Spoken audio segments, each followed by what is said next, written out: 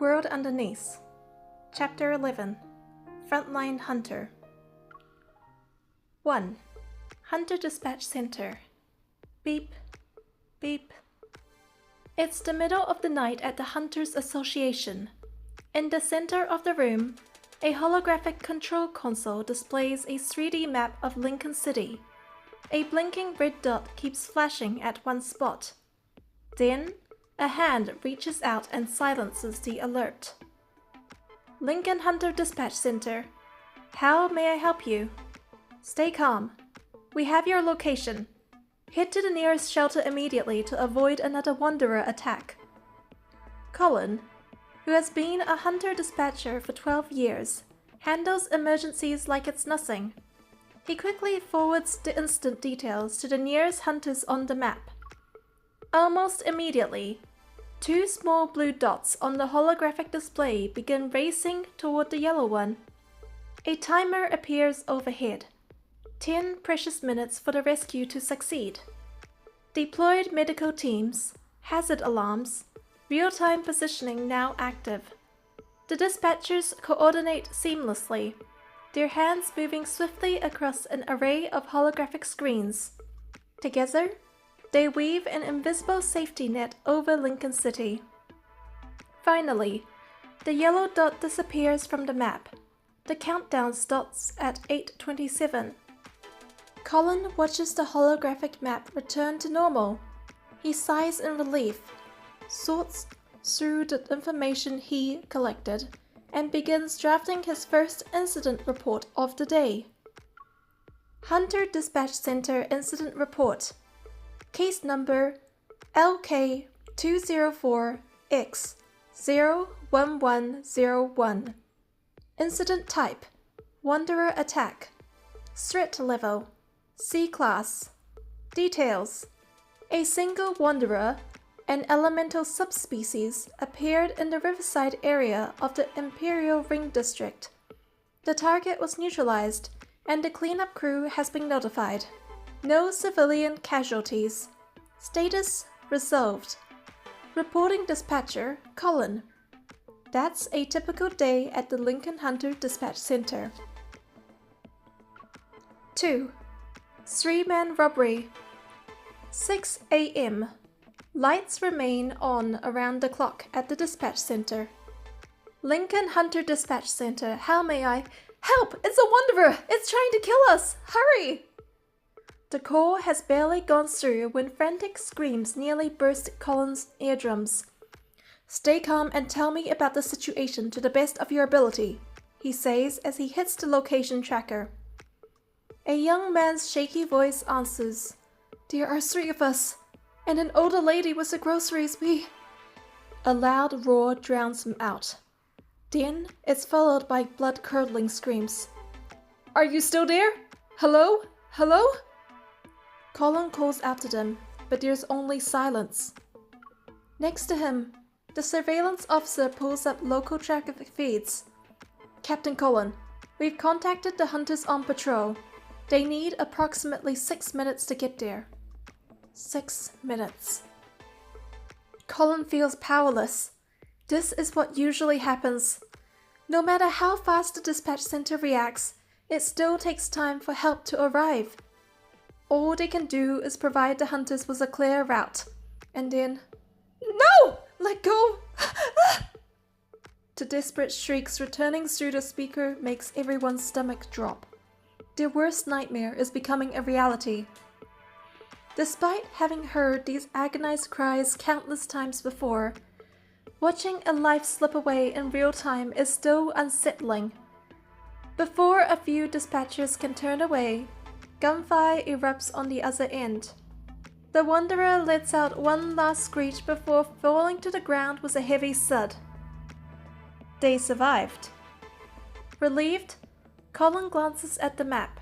He frowns when he notices the 2 blue dots are still too far away to have reached the designated sites.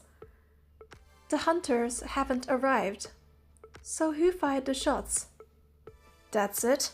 And you call this a robbery? Luckily for you, I took my gun for maintenance while I was out getting groceries. Otherwise, you'd be in real trouble. A confident female voice shouts.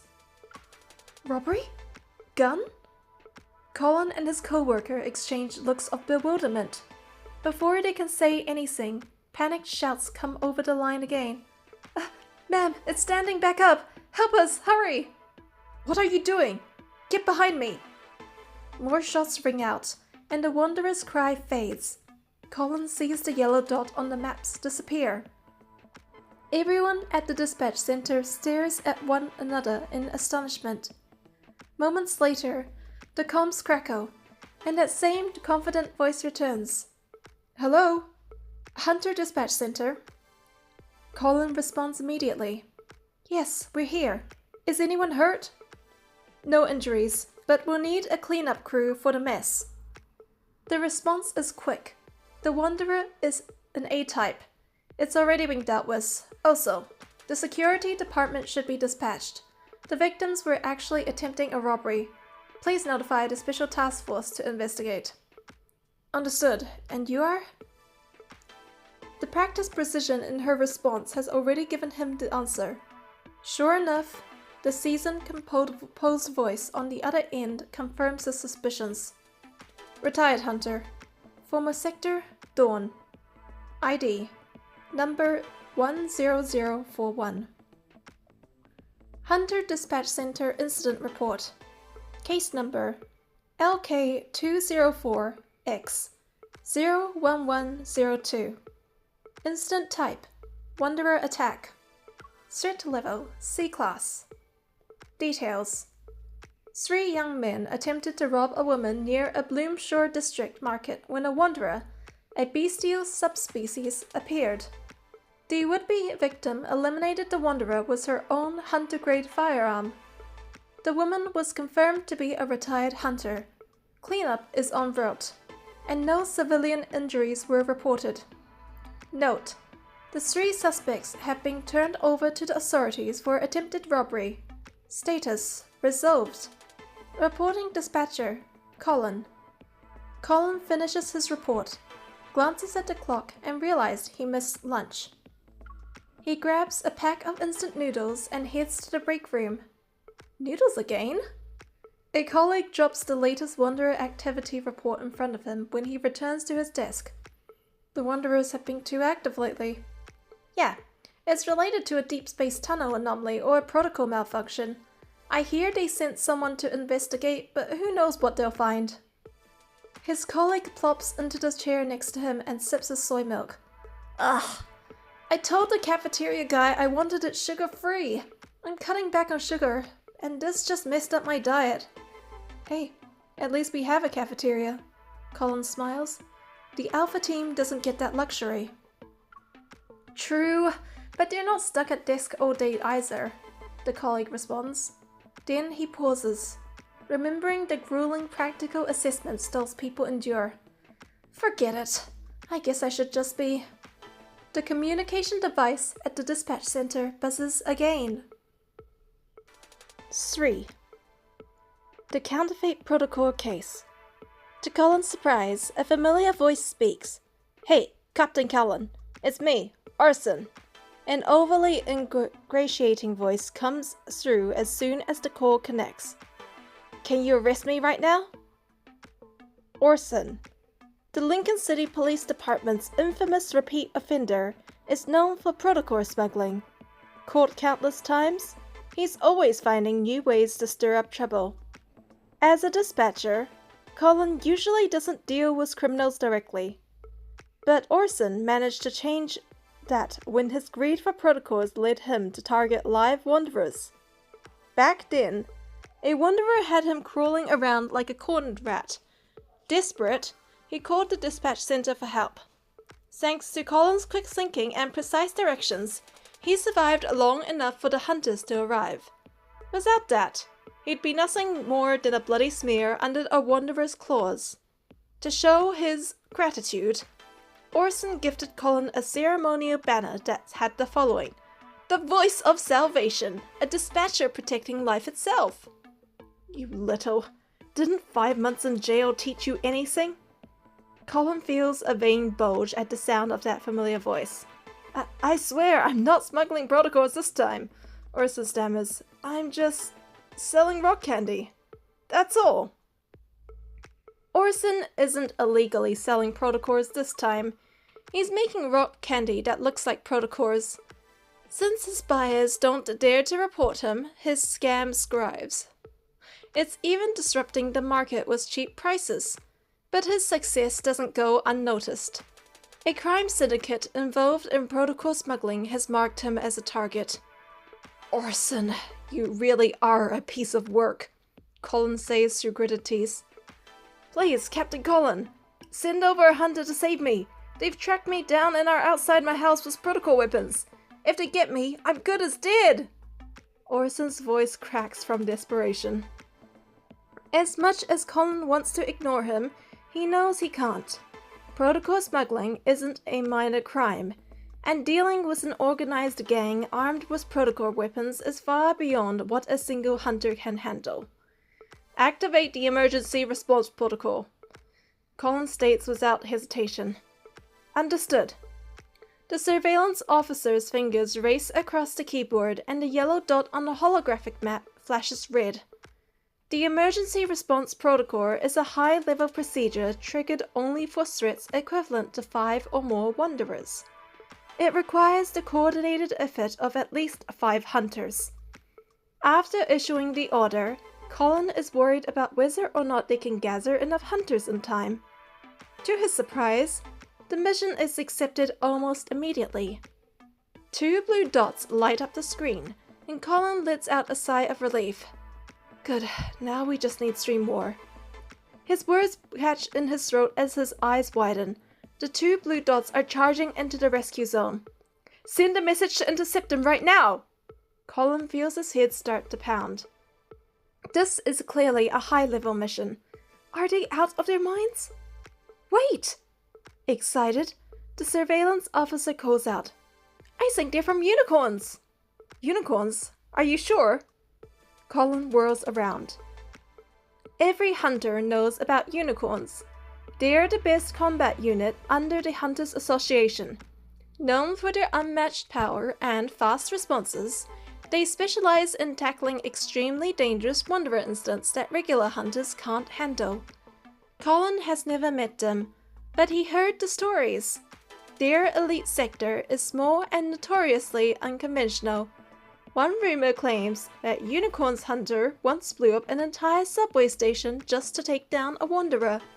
They're definitely not the kind of people he wants to mess with. But, right now, that's exactly what he needs. Captain Colin, they're here! Orson's voice crackles through the communication device. He's tense and shaky. But, there's only 2 of them. Can they handle this? There are 8 or 9 guys here. Oh! Orson lets out a startled cry as chaos erupts on the other end of the communication device. It's followed by panicked screams. Orson! Orson! Colin calls out, his voice tinged with urgency. Just as everyone is holding their breaths, Orson's voice comes through again. Captain Colin! The people you sent are insane! They just showed up and everyone went down. Protocol weapons? They didn't even get a chance to pull them out. Everyone in the room collectively sighs in relief. Good. We'll send someone to pick you up. Stay put.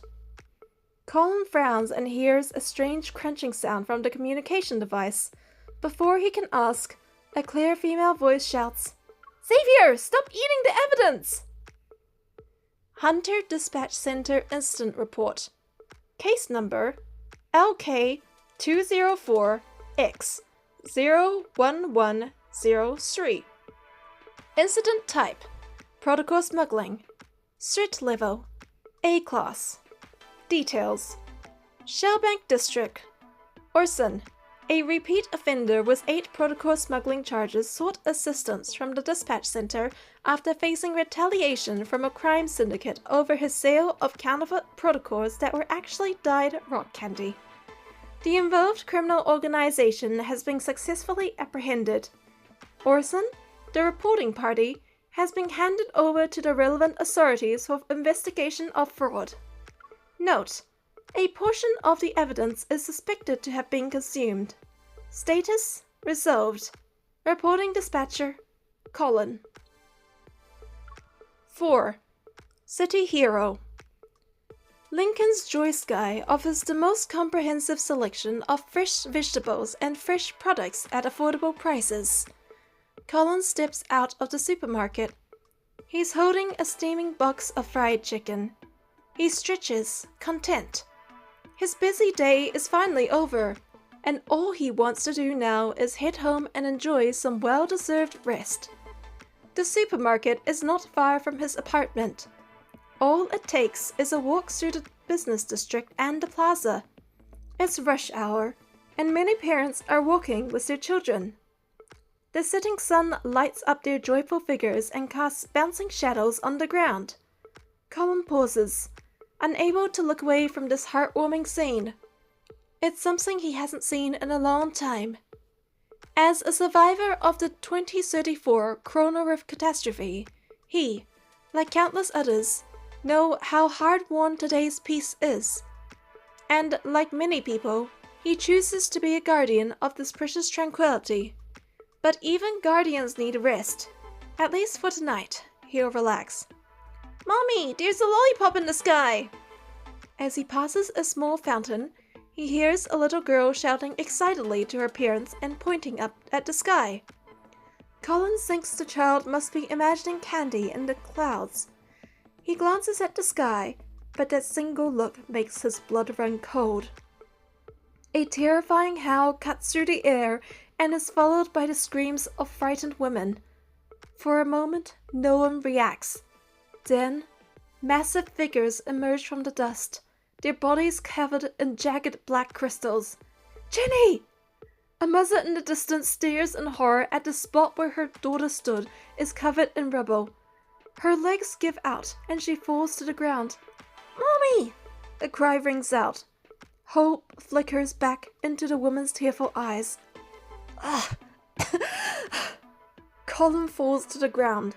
He rolls a few times with the girl held tightly in his arms before stopping.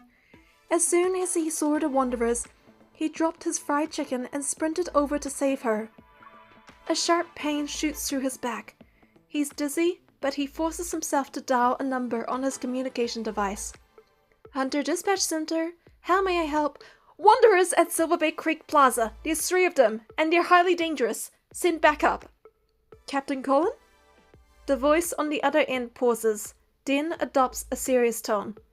"Understood. We'll contact all nearby hunters right now." Frustrated, the wanderers shriek. They're furious that their prey has escaped. Their massive forelimbs, reminiscent of bulldozer blades, dig into the ground. They surge towards them again. Clutching the child to his chest, Colin rolls to the side. The monster's limb sweeps past him. It was close enough to graze his scalp. He shudders as he thinks about what would have happened if he was but a second slower.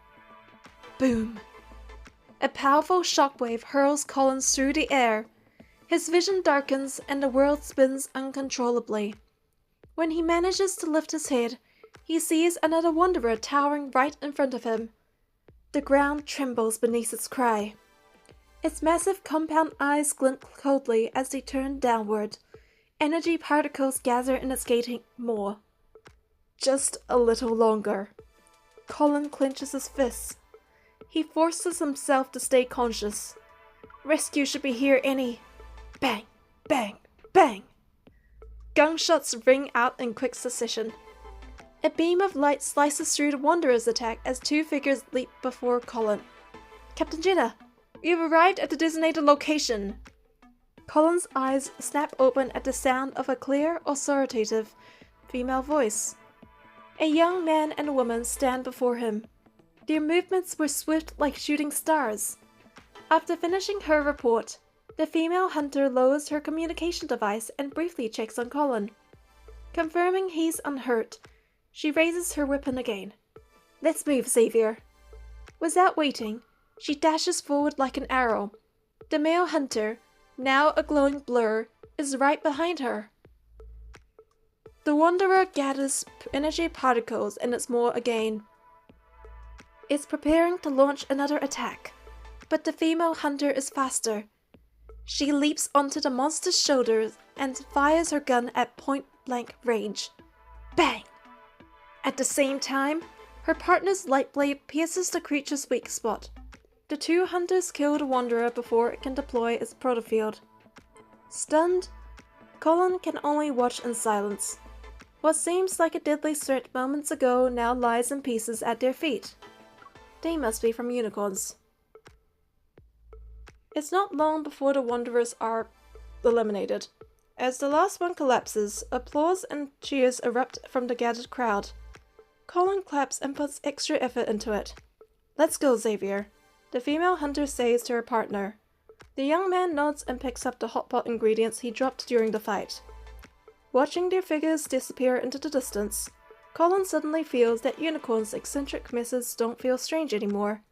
At least, they keep Lincoln City safe. A gentle tug on his sleeve interrupts his thoughts. Looking down, he sees the little girl he rescued staring at him. "Come here, mister. I want to tell you something."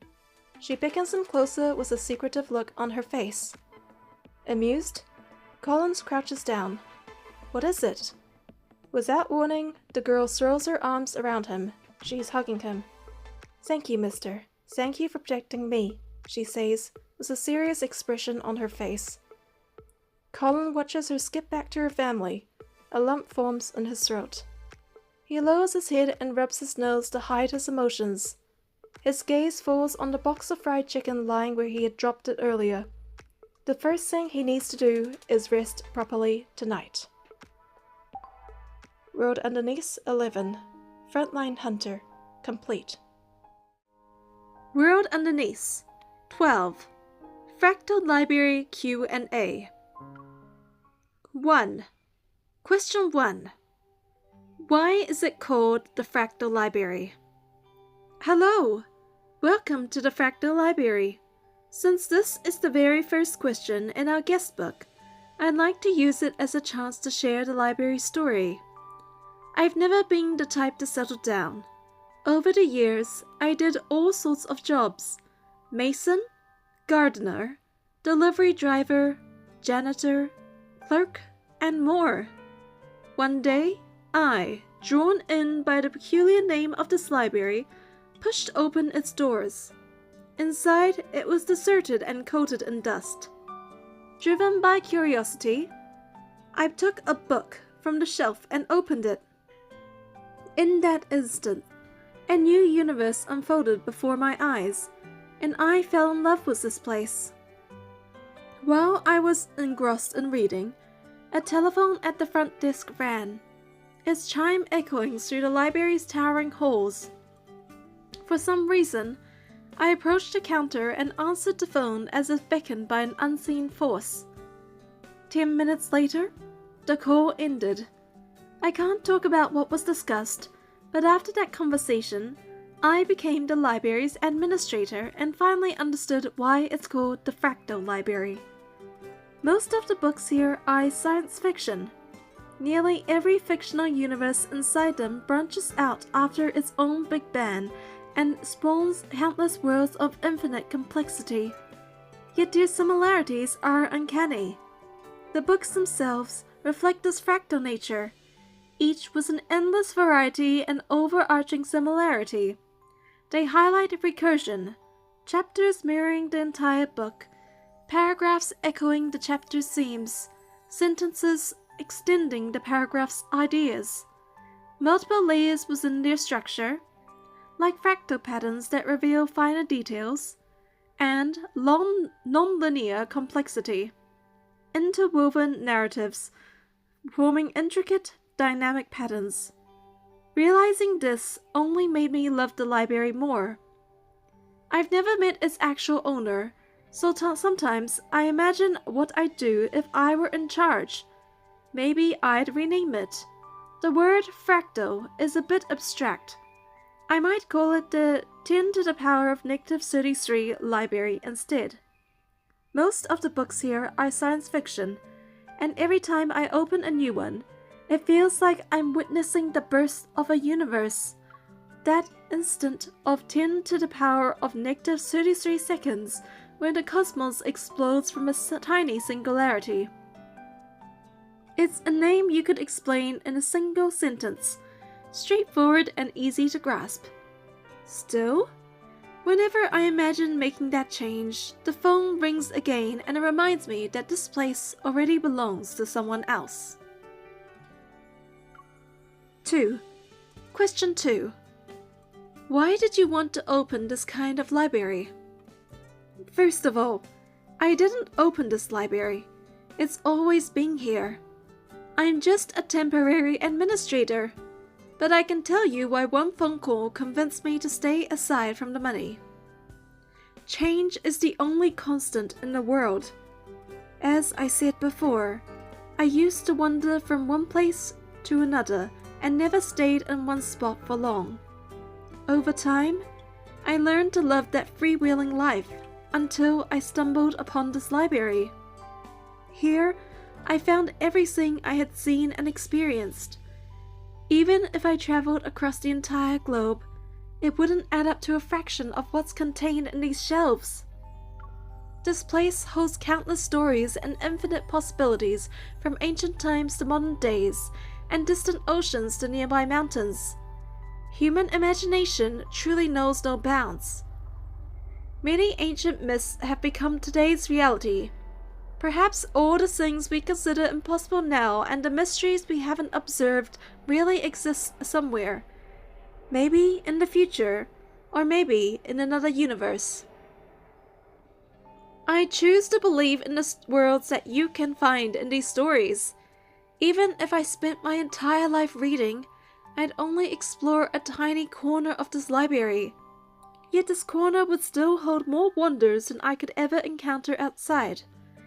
As an administrator, I feel like my journey here has no end because I never know what awe-inspiring world awaits me each time I open a new book. There's another reason that's even more important. The more I read, the more I sense an unavoidable responsibility resting on my shoulders. I'm waiting for someone. I know an atheist will step through these doors one day. That person is the library's true owner. How do I know? Call it intuition. My curiosity refuses to let it go, so I need to see what kind of person would own a place like this. I'm certain that if I wait long enough, they'll appear before me. P.S. Dear readers, I hope you'll spare some time in this ever-changing world to read, explore times and places beyond their experience, and discover all that lies hidden within the pages. 3. Question 3. Since there's an extensive collection, which book is the curator's favorite? First of all, let me say again that I'm not the curator. I'm just an administrator. Now, about your question, let me think. Choosing a favorite. This is tough. I can't pick one, but I can tell you about a story that really stuck with me. I still think about it even when I'm finished reading after a long time ago. It was set in a world obsessed with efficiency. People had no names, only numbers. Those in power genetically screened embryos and, based on the results, decided their entire lives from what education they get, what work they do, whom they love and marry, and even the traits of their children. Everything was bestowed by genetics, and the talents bestowed by the gods were fully realized. Nature and nurture, when perfectly fused, left no room for debate. No matter where you looked, it looked like flawless harmony. At first, the world seemed dazzlingly beautiful, and everyone believed this was exactly how the world should be. But the balance was shattered when a wealthy individual engineered a child without flaws. This child could adapt to anything, yet he revered nothing. He soared above every rule and sneered at order itself. Cracks in the system appeared, and where there are cracks, rebellion follows. But we all know that rebels, in any universe, are branded as traitors, and they are forever condemned in history. I encountered another world. It was nothing like that harmonious place I described before. By the time I looked at it, it was already on the brink of this. Everyone but him had fallen victim to a virus that stripped away their human form and humanity. It turned people into an energy that would perish along with the planet. It reminded me of cancer cells, once harmless symbionts that entered a frenzy of endless replication until they destroyed the host and died with it. All of it done for the sake of immortality. To prevent this calamity from spreading elsewhere, he became that world's lone survivor.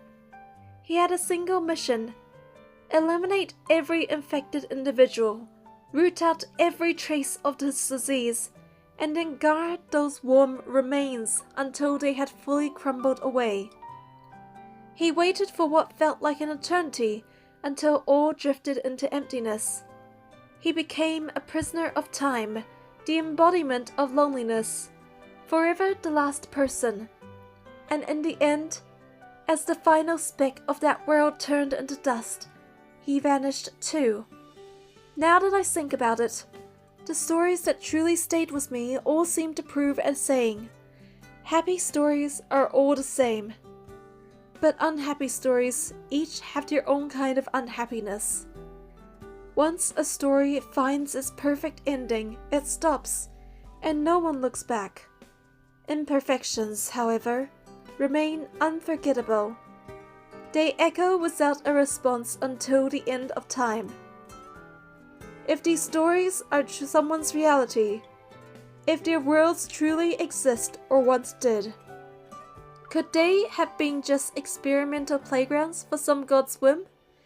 Bits and pieces thrown together without a second thought, proportions guided by mood, one failure after another. Each would be more fleeting than a grain of sand and a flicker of light. 4. Question 4. What's your ideal future? And what would your ideal world look like? It's interesting that you asked about an ideal future after we talked about books. Perhaps you noticed how most sci-fi stories tell the future as one imagined at the time they were written. From the perspective of the end of time, the future is just another piece of that universe. The universe isn't good or bad. It's simply a collection of stories following their own laws. If you understand those laws, you can see the final page. That's the theory anyway. But stories come from life, and reality is often stranger than fiction. Even though this place has shown me countless possibilities, how I spend each day is still up to me. We might be tiny on a cosmic scale, but within our own little universes, we're everything. Even if we use knowledge to predict where the world might go, we can't be sure of our own futures. Maybe that uncertainty is what I find most ideal. I just noticed I'm humming a little tune. It's amazing how long I've been here. I've picked up habits from those around me. As for the ideal world, if I must respond, I suppose the utopia so often mentioned in books sounds appealing. It's a place where everyone can be who they want and live as they wish. But a world without nothing but light and no darkness is as stagnant as a dead pond. Such a place can never exist. Still, I hope everyone can become their own utopia. After all, there's no law against making a wish, right?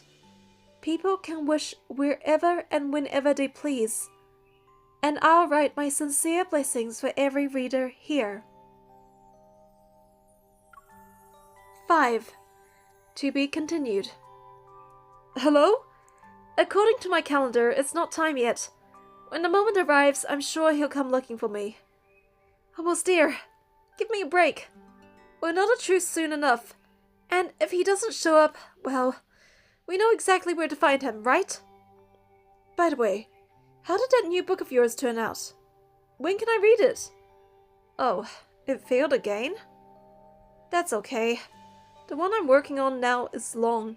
So there's still hope. Stop nagging me. Okay. If he doesn't appear, I'll find him myself. I have to get back to work. I'm in Lincoln City now, so I have to stick to the schedule here. Bye. After hanging up, I notice the clock above the door says it's 10 a.m. No one manages time as precisely as that caller. I draw back the curtains, open the door, and breathe in the scent wafting in from the cafe next door. Standing outside, I stretch and order my morning treat. A 100% sugar sea salt cheese latte with double whipped cream and chocolate drizzle. It's a sweet dopamine rush to kick off such a lovely day. A child, perhaps 7 or 8, stops at my doorway and peeks inside, but he doesn't enter. Do you want to come in and look around? The child glances hesitantly at the sign on the doorframe. I realize my mistake and flip the closed sign. He follows me into the library, opens the guest book by the counter, reads a few lines, and then scans the room while being puzzled. He soon meets my gaze.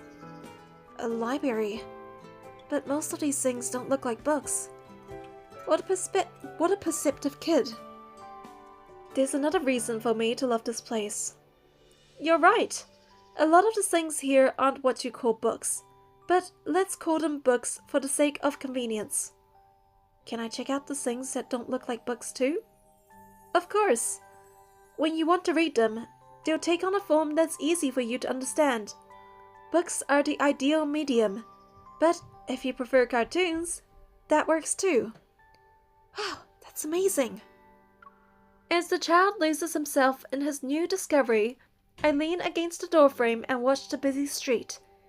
If each book holds a tiny world, and everyone who enters a library seeks some kind of answer, then I hope you find your own singularity in this little library, your personal starting point, your own universe.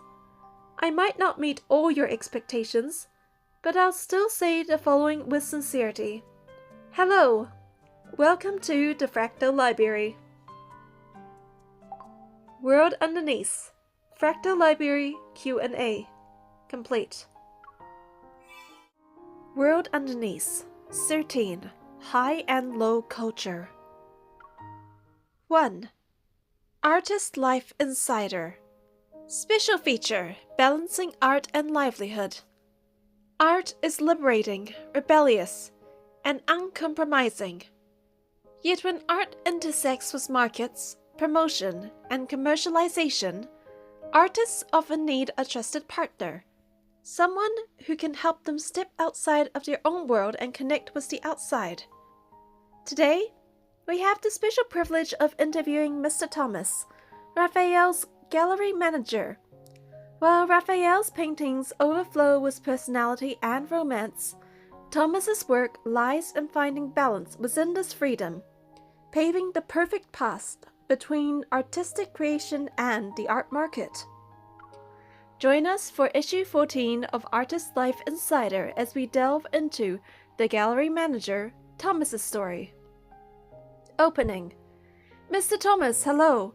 Thank you for taking the time for this interview. Could you start with a self-introduction to help our readers understand your background and work? Hello, everyone. I'm Thomas. No need for formalities. Just Thomas is fine. Just how Raphael calls me. I've been in art management for several years now. I started as an agent and later partnered with Raphael to open a gallery, focusing on curation and contemporary art promotion. Raphael and I aren't just business partners. I'd say we've been friends for many years now. As both an artist manager and gallery director, what do you find most challenging in your daily work? Finding Raphael, without a doubt. Did you expect me to talk about business negotiations or exhibition curation? Well, sure. The business side comes with all sorts of challenges, but those are just basic work to me.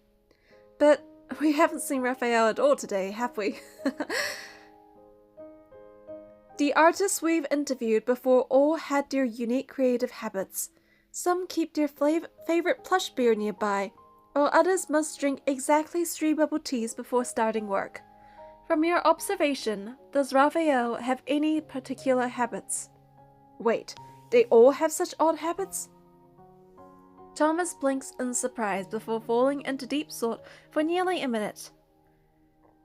When creating art, Raphael likes to put his glass fish tank over his head to truly experience life from a fish's perspective, to see the world through their eyes. Okay, he doesn't actually do that. I was just thinking how these quirky personas can be effective marketing for artists, but I couldn't come up with a good one on the spot. What? Did you all actually believe that? I suppose artists can get away with anything these days. But if I had to point out something genuinely concerning, it would be how Raphael completely forgets to eat when he's working. I used to bring food to his studio just to make sure he hadn't passed out of hunger. So lately, I don't have to worry about that anymore. When we tried to inquire about this recent change, Thomas insisted it was a private matter of Raphael's and politely declined to elaborate further. So is Raphael the type to forget to eat when he's working? I don't see he thinks painting is work at all. How can you tell if Raphael is getting inspiration or just spacing out? Well, I never ask him directly. He'll always say he's getting inspiration. Raphael is an artist who pursues individuality and romance. Do you think commercialization restricts him? Sometimes I wish it would. Just a little. Thomas sighs wistfully at the thought. The thing is, Raphael couldn't care less about how much his paintings sell for, or his commercial value as an artist. We're only bound by the things we care about, aren't we? Have you ever considered what would happen if Raphael lost his creative spark? That's impossible. This was Thomas's most resolute answer of the entire interview. This interview will be released during art school admission season. Do you have any words for those who are about to enter this field? First of all, to all young inspiring artists, congratulations on choosing a path full of challenges and endless possibilities. Second, there will be certainly moments of uncertainty along the way, but as long as you stay true to your artistic voice, you'll eventually find your own path. Who knows? Perhaps one of you will become as remarkable as Raphael. I'll definitely be there to sign you when you do. Finally, try to dance with the industry. Art isn't just about creation. It's intimately connected with markets, audiences, and society. Understanding how the industry works and finding your place within it is an art in itself. Your work will ultimately dialogue with the world through various channels. Here's to all the young artists. May you find joy in the work of art. 2. Birthday. The scent of fresh vegetables still clinging to soil mingles with the sharp smell of raw meat, while the sound of haggling fills the air. In the market, Thomas's designer blue-gray coat stands out. A nearby man, in nothing but slippers and shorts for his grocery run, eyes Thomas's jingling metal necklace with visible disapproval. The produce vendor stares for a good 3 seconds before recognition dawns. Thomas? Solana was here this morning. Didn't you two coordinate? Getting all dressed up for your birthday, huh? The outfit, the hair, even makeup? Thomas carefully selects a few stalks of fresh green onions. Just getting something to make garlic shrimp for her. The styling is for a magazine interview today. Wait, how did you know it's my birthday? Solana mentioned it this morning. The vendor weighs the green onions. What magazine? I'll buy a copy for you. No need. Sales numbers don't affect me. Thomas hands over the garlic and ginger. If you really want to show support, how about a discount? A discount? But my wholesale price for farmers. Solana told me you sold her Chinese cabbage for $15 this morning. Fine. Here you go, Mr. Artist. Fussing over a few dollars? Just take them, they're on the house. Thinking back to today's interview, while it wasn't meant to be impromptu, having Thomas as the interviewee was purely a work mishap. I'm terribly sorry. I mentioned it to Raphael, but I've been so swamped lately that I didn't realize I hadn't synced his schedule. He's probably off getting inspiration in some remote mountain with no signal again. Thomas apologizes profusely. Do you have a backup plan? If needed, I can help contact other artists we've worked with. But the magazine came specifically for Raphael. The staff huddled together in discussion for several minutes before finally reaching a solution. Interview me? Thomas points to himself in surprise. Art school admission season waits for no one, and we need to submit the draft immediately, the staff explains. Please help us out, Mr. Thomas. We need something to fill the pages today. The interview itself turned out quite relaxed, and afterwards, the staff invited him for seafood barbecue at White Sand Bay. They had actually brought a gift box of mantis shrimp as a gesture of sincerity, but, with Raphael absent, they had no choice but to enjoy an extra meal themselves. You go ahead, Thomas waves him off. It's my birthday, so I'm heading home to celebrate with my wife. What? We had no idea you were married. Happy birthday, Thomas. This is so sudden, and we don't have anything else to give you, but please take this. Thomas feels the weight of the seafood gift box in his hand and looks at it in surprise, swallowing back his polite refusal. Well then, thank you everyone. I'll graciously accept. My wife happens to love garlic shrimp. Ah, you're so sweet. As Thomas opens his front door, he's struck by the thunderous sound of crying. Solana is cradling their wailing daughter, her gentle cooing doing little to soothe the baby. Thomas quickly sets down his things and rushes to the kitchen. With practiced movements, he mixes the hot and cold water, levels off a scoop of formula powder, pours it into the bottle, and shakes it thoroughly. After letting it settle, he tests the temperature against the back of his hand. 40 degrees Celsius. Perfect. Making formula for their daughter has turned both Thomas and Solana into human thermometers these days. The piercing wails finally subside with the warm bottle of formula. Solana gently pokes their daughter's chubby cheeks. You little glutton. You just had formula 2 hours ago. Don't listen to Mommy. You're not a glutton at all. Eat up. You'll grow big and strong. Just as they finally manage to get their daughter to sleep, the phone breaks the silence, undoing half an hour of the couple's efforts in an instant. While Solana hurries to comfort their crying daughter again, Thomas takes the call and walks to the balcony. After handling some business matters, Thomas ties on an apron and heads to the kitchen. As he pours the seafood from the gift box into the sink, water splashes up, and Solana chuckles while grabbing some paper towels to wipe his face. Just as he's about to start preparing the seafood, his phone buzzes in his pocket again. With both hands occupied, Solana takes out his phone and holds it to his ear. Thomas continues peeling shrimp while talking to the person on the other end. Regarding transportation, I've confirmed with the logistics company. The timing works. The lighting design needs to be adjusted based on the exhibit's materials and color schemes to ensure proper presentation. We should use neutral tones for the background to avoid competing with the visual focus of the exhibits. As for the overall atmosphere, Thomas takes 4 phone calls in the time it takes to prepare dinner. Finally, as the couple enjoys their homey dinner of dishes and soup at the coffee table with the TV, Thomas's phone is silent, as if it too wants him to properly enjoy his birthday. While Solana goes to get his cake from the fridge, he quickly switches the mystery show on TV to his favorite romantic drama. Let's watch the meteor shower. Returning with the cake, Solana glances at the screen and sighs with familiar resignation. This show again? Are you sure you're really an art professional? High art meets pop culture. Pop culture meets high art.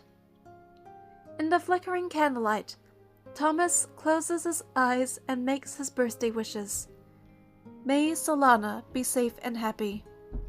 May our daughter grow up healthy and strong. May our family stay together forever. Oh right, and Raphael. Hope he gives me less to worry about this year. And may he and his Miss Bodyguard be happy together for a long, long time. The moment he blows out the candles, darkness falls, and his phone decides to vibrate at that exact moment. Thomas reaches for his phone with resignation, but upon seeing the caller's name, he springs to his feet. In one fluid motion, he drapes on the blue-gray coat draped over his chair and heads to the entryway to change his shoes. It's Raphael. If he's calling at this hour, it must be important. He's probably back in Lincoln. I need to go see him. We'll have the cake when I get back later. Answering the call, he hears Raphael's unusually serious voice. Thomas, come to Mo quickly. I have something extremely important to discuss with you. Thomas manages to take the call, change his shoes, and press the elevator button all in one seamless motion, taking no more than 10 seconds. Actually, I had something pretty important today too. I mentioned it to you, but I failed to put it in your schedule. It's my bad, so it's all been taken care of now. Raphael sounds confused. Huh? This needs to go in my schedule too? As the elevator dings open, the voice from the phone receiver merges with one in real space. Happy birthday! Thomas looks up to find two familiar faces, Raphael and his Miss Bodyguard. Happy birthday, my friend! Seeing Thomas still stunned, Raphael leans against the doorframe and lifts the gift box in his right hand. Important business accomplished. This didn't need to go into my schedule, right? That's not what Thomas trails off with a helpless laugh, quickly accepting the gift box. Come up for a bit? Have some cake? Better not. You might lock me in and start demanding manuscript updates. The girl, still in her hunter's uniform, playfully shrugs and links arms with Raphael. Free time is precious. Spend it with the times who matter. We won't keep you any longer. Exactly. Stop thinking about work and watching my every move. Raphael waves with a light bye and turns away, walking into the evening breeze with his Miss Bodyguard. And so, Thomas returns to his doorstep, gift box in hand. Click. The key turns in the lock, and the corridor's motion sensor lights flickers on. Behind the door, Solana's face lights up with pleasant surprise. You're back already? Nothing urgent with Raphael. He just came to deliver this, he says, setting the gift box on the table with a pat. Now then, let's go cut that cake. 3. Microscope. Wish I could paint. As an art school applicant and devoted fan of Art's Life Insider, I heard this one would feature Raphael. Saved it specifically for the day before my entrance exam, hoping for some inspiration from my idol. Why did we get his manager instead? Potato Sect Leader. Raphael wasn't there, but his presence is everywhere. Think about it. Really think about it. Momo. I actually believed the part about him wearing a fishbowl while painting. Raphael Rideable Fish Dinner. It's thanks to having such a professional manager like Thomas that Raphael can focus on creating art. Supporting Thomas. User 426835. So why exactly don't we need to worry about Raphael starving anymore? Details, please. Night Reader of Useless Books. Raphael's truly strong for never complaining about the industry. Garlic Shrimp Supremacy. Thomas clearly shows his expertise as a manager. The insights he shared in the interview are really valuable for anyone planning to enter the art industry. Good luck to everyone with their entrance exams. Confident women live best. When is Raphael releasing new work? Just a leak. Was hoping to read about a master artist's journey in the special exam issue. The art exam special is generating quite a buzz online. Thank you, Mr. Thomas. After hanging up, Thomas pauses his work and checks his phone, wondering if his insights had particularly resonated with art students and guideless countless exam candidates. On the trending page, several topics are marked with red viral badges.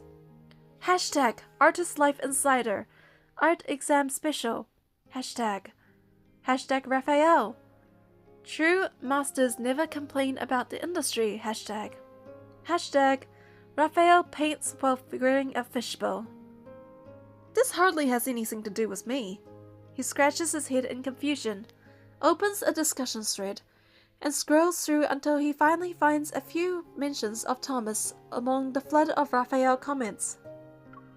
Well, at least some people have the insight to recognize his expertise as an artist manager. Thomas turns off his phone with satisfaction and returns to work. Beside him, Solana suppresses a smile, quietly keeping her achievement to herself. Garlic shrimp supremacy, for sure. That is the end of World Underneath 13, High and Low Culture, complete. World Underneath 14, Elysium. 1. Meeting. Beep, beep.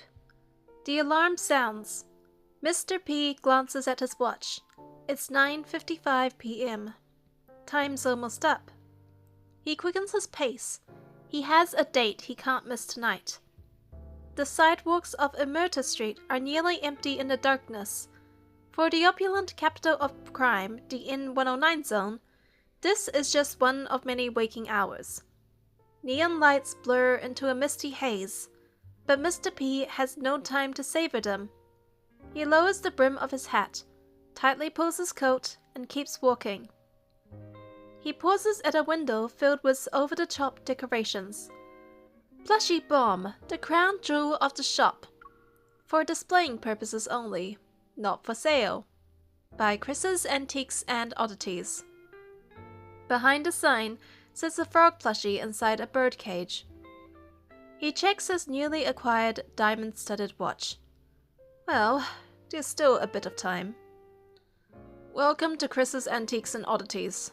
Don't touch anything if you aren't buying, unless you're interested in a taste of lead. Behind the counter, the owner is glued to his phone. As Mr. P passes, he spots the title of a Hot Topic forum thread on the screen. Phantom Thief P pulls another time trick. $1 million blood diamond watch vanishes from Solon Hotel auction. Since when did the N109 zone start cheering for some second-rate thief? There are thousands of comments too. If I met that guy, I'd crush him with one hand. The owner sneers, but he can't resist adding a post of his own. A few seconds later, a beep shatters the silence. The owner looks towards the sound. The shop's prized frog plushie has vanished from its cage. Only the diamond-studded watch shines dully in its place.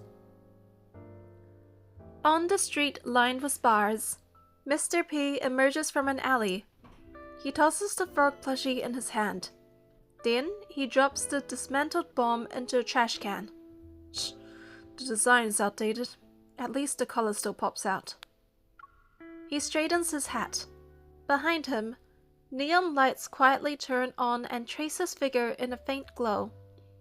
10 p.m. That's when Elysium officially opens.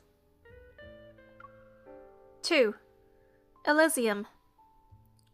Mr. P relaxes as the bar's comforting blues ease away his tension. New face, huh? What can I get you? Standing behind the counter, the woman with chestnut wavy locks props her chin up on her hand and smiles at him. I'll take the connoisseur's menu. The bar falls quiet for a second. The connoisseur's menu is the most infamous menu in the N109 zone. It's second to none. Not only do its dishes draw inspiration from the area's most celebrated eras and figures, but it also doubles as a top-secret ledger for intel trading and deals with high stakes. A moment later, a thin menu slides over to Mr. P. Enjoy! Elysium. Connoisseur's menu. Tasting menu. Fill your empty soul to your heart's content. Do it. House Special Blend. 1 third whiskey, 2 scoops of cream, 1 brown sugar cube, and a sprinkle of fate. Complimentary. Description. Every gift comes with a hidden price, but this coffee is actually free. Do it can be a command or an expression of encouragement. Then again, some say to ignore people and do whatever you want. Mobster's salad. Mashed potatoes, eggs, fresh shrimp, chickpeas, and yogurt, all crushed together with desire. 5, 6, 7, 8. Description. They came here to survive. They drowned in their own greed. To those ruthless criminals we lost forever. Without them, the N109 zone wouldn't be what it is today, although they're no longer here to see it. Cow's shell. Fresh oysters, lemon juice, ground peppers, and a dash of courage. 1, 3, 4. Description. Without their sturdy shelter, the spineless remain spineless. That is why we built our foundation from the strongest materials. This dish honors those misfits who once graced our establishment. Without them, Elysium would never exist. Some exiles become worthless junk, and others transform into pearls. Is it the environment that determines their fate, or their own nature? The N109 Grand Platter. Venison from Aiken-fed deer, white truffle, cheese, white caviar, and blue lobster tart with mango. Complimentary to the true VIPs. 3, 5. Description. 4 distinct powers dominate the N109 zone. They are the true players at the N109 zone's gambling table. A platter of 4 rare delicacies. They don't complement each other, they're just equally expensive. Choose wisely. If you are unsure, try them one at a time. 24K Exchange Artist. Chicken leg cooked with scallion oil, soy sauce, salt, golden coconut oil, sesame oil, shredded ginger, and scallions. Comes with a dash of humor. 1, 2, 4, 6. Description. He's no thief. He's an artist who believes in fair exchange. Dedicated to the unseen phantom thief P. Everything has a price. Pain is traded for an equal amount of pain. Joy is exchanged for an equal amount of joy. But is your happiness truly equal to mine? The point of no return. Smoked pigeon, saffron, pickled onions, barley, toasted truffle bread with au juice, and 100% trust. 5, 7, 8. Description. At Sharon, no deal goes unmade. The pigeon meat from the market's arena, a rare delicacy available only this season. Pay the appropriate fee, and they will fulfill your every wish. Remember, once the deal is in place, there's no turning back. Strawberry Disaster Special. Strawberry ice cream, fresh strawberries, strawberry sauce, chocolate-covered strawberries, chili powder made from the red Savina pepper, and a 4-leaf clover. 7. Description. If you survived 2036, the gang war that engulfed the N109 zone, this is the dessert you can't refuse. Rich ice cream wrapped in strawberry sauce, and spiced with chili to sting your tongue. Like that night when the streets ran red. Not all survivors were strong, and not all the strong survived. Wouldn't you agree, you lucky duck? Today's special: Sweet Evil Trap, Pepper Walnut Tart, Rosemary Gelato, Pomegranate Jelly, Red Wine Marshmallow, and 10.5 grams of soul. 0. Description: I'm waiting for you. Special services: 1. Assassination. 2. Arms deals. 3. Infiltration. 4. Intel collection. 5. Mediation. 6. Biological substances. 7. Protocol trading. 8. Proxy deals. 0. Today's special: Unknown. Special notice: menu items are subject to change due to seasonal availability and local logistics. Thank you for understanding. Call me Iceland. The curly-haired woman sets a cup of steaming coffee in front of Mr. P. This is our signature brew. On the house for those who choose the connoisseur's menu. It's been a while since anyone new asked for it, so I upgraded you to a large cup. Do it? Mr. P picks up the cup. Is this some kind of go-getter philosophy for life? Oh? Iceland toys with a curl of her hair. So that's how people interpret it. Just do as you're told. This was what Iceland heard the most as a child. You worthless brat! Do what I say! One more word and I'll kill you. By the time she was 12, Iceland learned not to close her eyes when fists were flying. Keeping her eyes open let her read the direction of the blows, protect her face and gut, and choose where to fall to minimize injuries. She got lucky that time. He wore himself out quickly and sent her off to buy liquor. Before leaving, she glanced at drunk who claimed to be her father. Of course, it was only true in the strictest biological sense. Then she limped away. Sometimes staying alive requires more than strength. It needs a bit of luck. Turning the corner, Iceland saw a striking woman leaning against the bar entrance and looking at her phone. Her tank top revealed sculpted muscles, and her short orange-red hair shined brilliantly under the sun. That was Ginevra, the bar's bouncer. Iceland knew her. She had seen Ginevra single-handedly knock down a group of drunks. They lay in a pile. She's amazing, even stronger than Dad. Was that sort? Iceland couldn't help but move closer. Noticing her approach, Ginevra glanced up and laughed. Hey kid, your face is quite the work of art.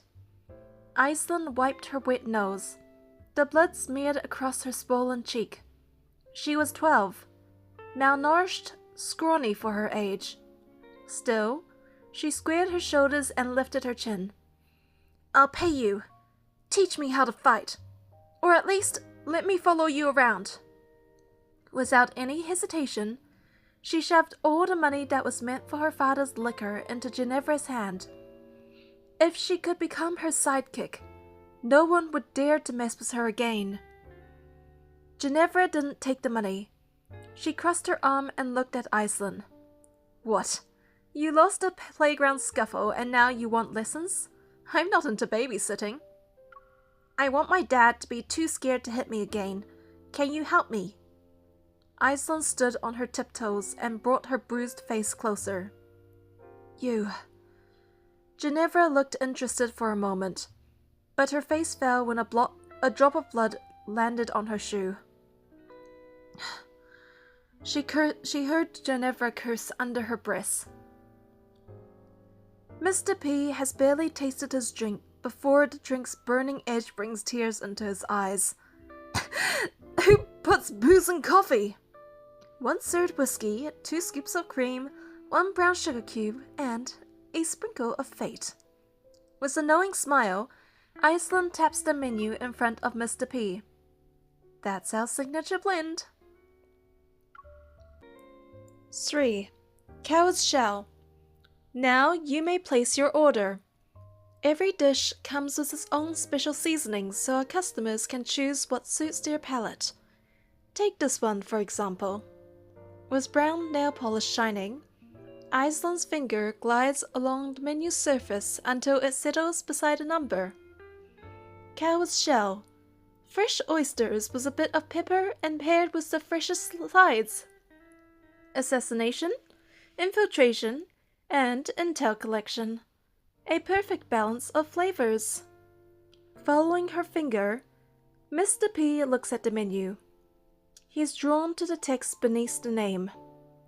This dish honors those misfits who once graced our establishment. He's interested. In the N109 zone, everyone is practically an oddball.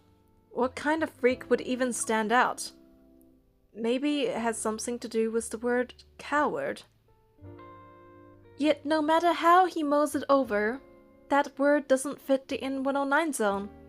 After all, everyone here has blasted their way through swarms of wanderers to reach this forsaken pit. Oh, there are cowards here, Iceland says. It happened not long after Iceland and Ginevra settled down in the N109 zone. Bang! A cracked wooden door fell, and a figure tumbled out amid splinters and shrieks. Just you wait! This isn't over! Oh, I'll wait all right, Iceland sneered. She leaned against the doorframe with a cocky stance she had picked up from Ginevra. Only after the man staggered away in fear did she turn to steady the bar's broken door. It was already the third batch of thugs this month who had tried to extort protection fees since they opened Elysium. 2 years before, the Chronorov catastrophe struck. Abnormal protofield fluctuations reduced this prosperous tech hub into a lifeless husk. But no one had imagined that this perilous wasteland would become a haven for outlaws. Here, law and order meant nothing. Only strengths ruled over the weak. Ginevra, why are we here? There isn't any sunlight, and the conditions are awful. After walking into the room, Iceland grumbled and watched the orange-haired woman flex her wrists. Do I need to remind you that? Ginevra looked up with a small smile. This was my plan. You tagged along of your own volition. But we're family. Of course I'll follow you. Iceland declared this as if it were the most obvious thing in the world. 11 years had passed since Ginevra took her in. Ginevra, why don't we head to Lincoln? We could open the bar there. No. Why not? We can make more money here. You're lying. You're not. Iceland cut herself off and glared at Ginevra. You don't want money. You just want to ditch me and have fun by yourself. You know me so well. Can you make my wish come true then? As if. You brought me to be your sidekick. I adopted you. Don't make me sound like a human trafficker. And the tiny sum you had wouldn't even buy a single decent bullet. Another feeble creak sounded at the bar's entrance, which cut their bickering short. Iceland glanced up and recognized the scarred man. He gave her a curt nod and walked to Ginevra. They exchanged a glance and silently slipped into the kitchen in the back. Alone, Iceland calmly picked up a broom and began sweeping the scattered debris. As she swept, she moved closer to the kitchen and overheard snippets of a conversation. It sounded like the scarred man wanted Ginevra's help in finding someone this time. Iceland caught a few telling phrases. Missing evolver, test subject, base of operations. Ever since the bar opened, Iceland had grown used to suspicious figures seeking out Ginevra. They looked rough, and trouble was written all over them. After every hush-hush talk, Ginevra would vanish for a while, Whenever Iceland asked where she went, Ginevra would say she was restocking supplies. Yeah, sure. What kind of supplies would leave her battered and bruised every time? Still, Iceland never confronted her. She understood Ginevra's reasons for lying. When the murmured discussion behind the kitchen doors ended, Iceland casually stepped away. With her head down, she continued to sweep. She expected the scarred man to leave quietly as usual, but this time, the man who never said a word to her actually stopped to speak. "It's getting rough out there. Watch your back." Startled, Iceland looked up. The scarred man's face twisted into something that vaguely looked like a kind smile. "Dexter, you need to get ready for the mission." Ginevra, who had emerged from the kitchen at some point, was now leaning against the bar. She had spoken suddenly. "Our lookout vanished. They might know we are onto them. Your cover may already have been..." She trailed off, but Dexter tilted his head. He understood what she was implying. "What, are you worried about me? If I don't come back, drop some flowers at my grave. Get lost." He laughed before speaking in a serious tone. "Don't worry about me. In this line of work, hardly anyone meets a peaceful end. I accepted that. Besides, we promised the parents that we'd bring their child home. If not us, then who? We can't be cowards now." Ginevra smiled. "Fine, make it back alive, and I'll clear your tab." Iceland didn't know what Dexter was about to face, but she knew one thing. Neither Ginevra nor Dexter were their real names, and more importantly, they were good people. Once, Iceland found a special task force ID hidden behind Ginevra's bedside drawer, so she knew they were the good guys. 4. Strawberry Disaster Special. "Your Strawberry Disaster Special, sir?" The snow-like ice cream is topped with fresh strawberries and shimmering sauce. It practically begs to be tasted. As she sits down to dessert, Iceland slips a protocol auction invitation beside it, like a side dish. Fresh strawberries and protocols pair perfectly well, wouldn't you say? Mr. P ignores the invitation at first. He samples the dessert instead. Tart strawberry sauce melts with rich whipped cream to flood his taste buds. He closes his eyes and sighs contentedly. "Exquisite, just as I hoped." Only then does his gaze shift to the invitation as if he's recalling something. "The 2036 disaster. If I'm not mistaken, that started because of a protocol map. Is that where you got your inspiration?" A third of the N109 zone's population had vanished into the chaos. Mr. P remembers it well. Iceland confirms his suspicions.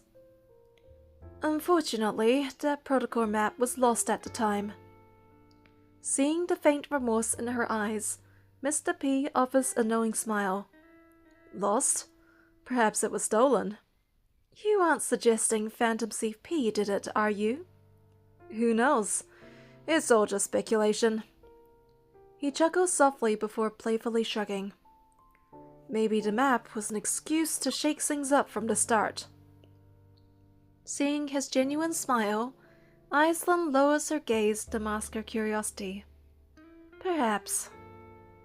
She idly brushes back a strand of her chestnut-colored hair. As it slips off her shoulder, Mr. P catches a glimpse of a silver windflower earring. There were no flowers in the N109 zone. Iceland propped her chin on her hand and stared blankly at the silver windflowers on the bar counter. Ginevra brought them in a few days ago from somewhere. Since then, Iceland never saw the scarred man again. Although certain people stopped visiting, Ginevra was even busier. She headed out and vanished for days. Did you hear? Even the Special Task Force cops have their eyes on that protocol map in the N109 zone. Where did you get that from? It can't be true. If they ever set foot here, they'd be ripped apart in seconds. Inside the bar, Iceland quietly wiped glasses while two customers whispered. At some point, a rumor started circulating about a priceless protocord that was hidden in the N109 zone. It drew in greedy opportunists like moss to a flame. I heard something else. Someone says Silas has started eating people. Silas? Iceland knew that name. Actually, everyone in the N109 zone knew. This powerful lone evolver roamed the area and became a hot topic after devouring several prominent factions. Plenty of people wanted him on their side. Eating people? What's that about? You heard about some evolvers going missing, right? They say it all began after Silas's honor kindness came into existence. Really? Does that mean I'm in danger? Oh please, he has standards about what he devours. At midnight, Iceland woke up to an urgent ringing. The display showed a number she knew all too well, Ginevra's. She had been missing for months. For some reason, unease stirred in Iceland's heart. She quickly answered the phone. On the other end, chaos reigned. Gunshots, something like a beast's roar, and human screams. Amid the clamor, she heard Ginevra's voice. No matter what happens, don't leave Elysium. And her final words were drowned out by a massive explosion from the street. Late 2036. The N109 zone experienced its largest riot since its conception. A scramble for a protocol map soon escalated into a gang war. It engulfed every faction. The festering, rotting darkness opened like an inflamed abscess. It revealed the true face of the soul-devouring cesspit. The fighting raged for months until the weak were fully consumed and every resource was carved up. In the end, the N109 zone's turmoil disappeared, and the legendary Silas emerged as the victor. The once three-way power balance was shattered, and the lawless territory finally met its new master. Iceland survived untouched. She was one of the lucky few. At that time, she didn't understand why she and Elysium remained unscathed. Not until a black crow delivered its master's message. The deal is done. I'll be taking the map. 5. Today's special. A deal? That's definitely something he'd do. As Mr. P eats his last spoonful of ice cream, he still feels unsatisfied. He's curious about that past event. He picks up the menu again and his gaze lingers on today's special. Sweet evil trap. What's the story behind this? Sorry. Iceland offers him a regretful smile. This was made for a certain lady and isn't available for others. Who could get that kind of privilege? Mr. P has never heard of an item on the connoisseur's menu being custom-made for one individual. That's confidential info. I'm afraid I can't tell you. I see. Then can you at least tell me about the side dish? Mr. P doesn't want to give up. I'd love to, but I'm afraid I can't. Iceland smiles slyly. I don't have the courage to serve our sponsor as a side dish. It's 3 a.m., deep into the night. After seeing off the last customer, Iceland goes to the bar's entrance and flips the sign from open to closed. As always, she returns to the counter and pours herself a glass of whiskey. For years, Elysium has been one of the N109 zone's top intel hubs that's backed by a powerful force. She hasn't seen Ginevra since the riot, and from the Crow, Iceland learned about Ginevra's deal with that man. They traded the protocol map for Elysium's protection amid the chaos. How Ginevra got the protocol map remains a mystery. Iceland believes that with enough time, she'll find Ginevra and get the answers herself. From that day on, Elysium stepped into the murky depths of the N109 zone as an intel bar. As Iceland finishes her drink and prepares to leave, something on the corner of the counter catches her eye. This is... Iceland picks up a frog plushie. She recalls that it belonged to the customer who ordered it from the connoisseur's menu earlier today. As she moves to place it in the lost and found, a gift box slips from the plushie's arms. It reveals a wine-red card tucked into its seam. To my dear Iceland, once, someone traded me a map for what's in this gift box. Now I'm returning it to its rightful owner in exchange for your splendid menu. P.S. Thank you for your hospitality tonight. Maybe I'll try the dish you created just for me next time. Yours truly, Phantom Thief P. As if sensing what's about to happen, her heart starts to pound. With trembling hands, Iceland opens the gift box. On soft velvet rests a stack of old bills, the very ones she once forced into Ginevra's hand. Beside them lies a yellowed slip of paper that reads, Iceland's protection money. Iceland touches her eyes that sting from her tears. After all these years, this small piece of survival finally returned home. World Underneath 14, Elysium, complete.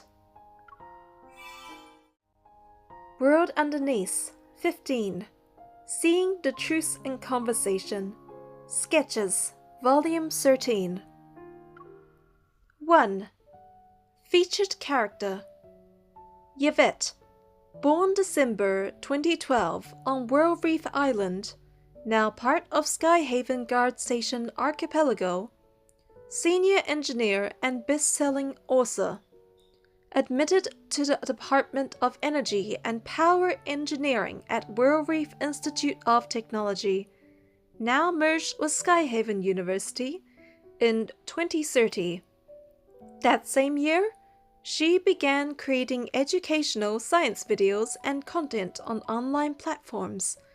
In 2033, she published the science fiction novel Cloud, which gained significant attention, establishing her as a representative sci-fi author before the Coronal Rift catastrophe. After graduation, she joined the Deepspace Aviation Administration as an engineer. In 2043, following her divorce, she resigned from her engineering position to pursue writing full-time. Her influential works include Cloud, Far Sky's End, and The First Question, which have been translated into multiple languages and published worldwide. She has received numerous awards, including the Whitehall Literature Award, Skyhaven Fantasy Literature Award, and the Suspense Award. In 2048, she was awarded the Skyhaven Medal of Arts and Literature. She currently resides in Lincoln City with her son, daughter, cat, and dog. Editor's note: Yvette has long been a creator I've wanted to meet. After running Sketches for a year, my producer recently pointed out that our 12 episodes spanning the year have all featured academic experts from various fields. The show lacks mass appeal and entertainment value. It won't survive at this rate.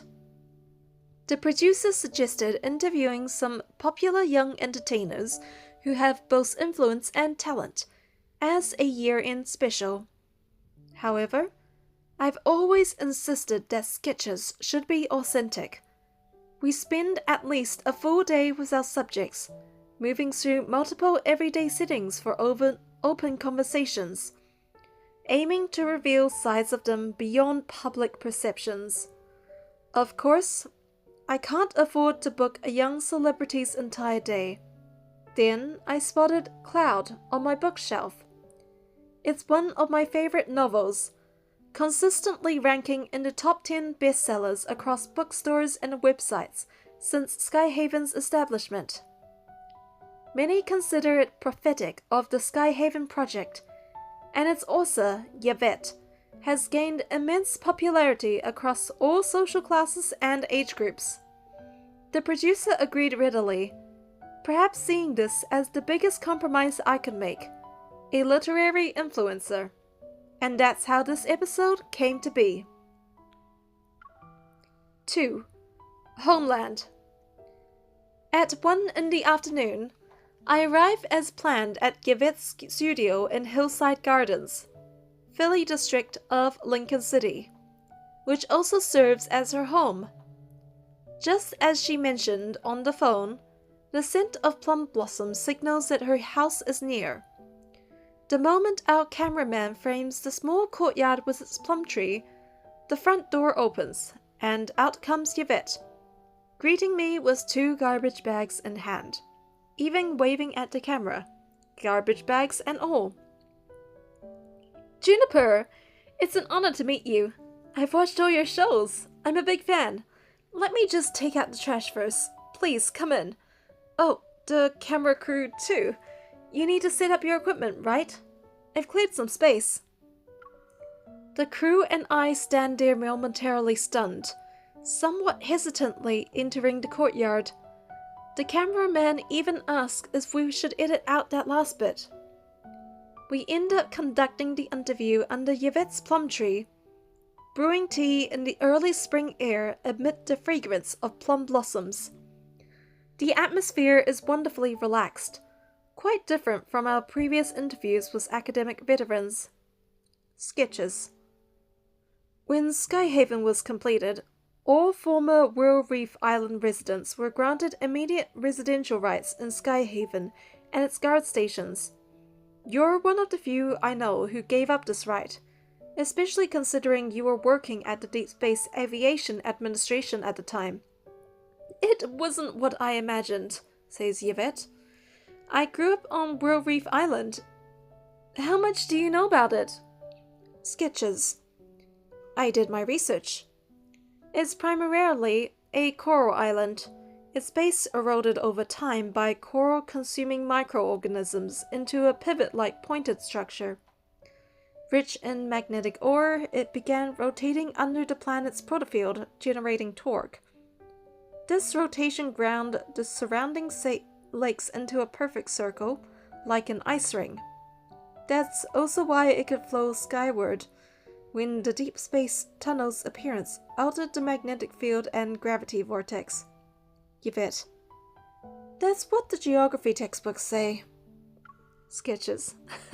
Yes. Yvette. When your childhood home is sold and renovated, it's still the same house in the same place. But would you still call it home? What the geography textbooks don't mention is Whirl Reef Island's distinct seasons, pleasant climate, abundant rainfall, and rich biodiversity.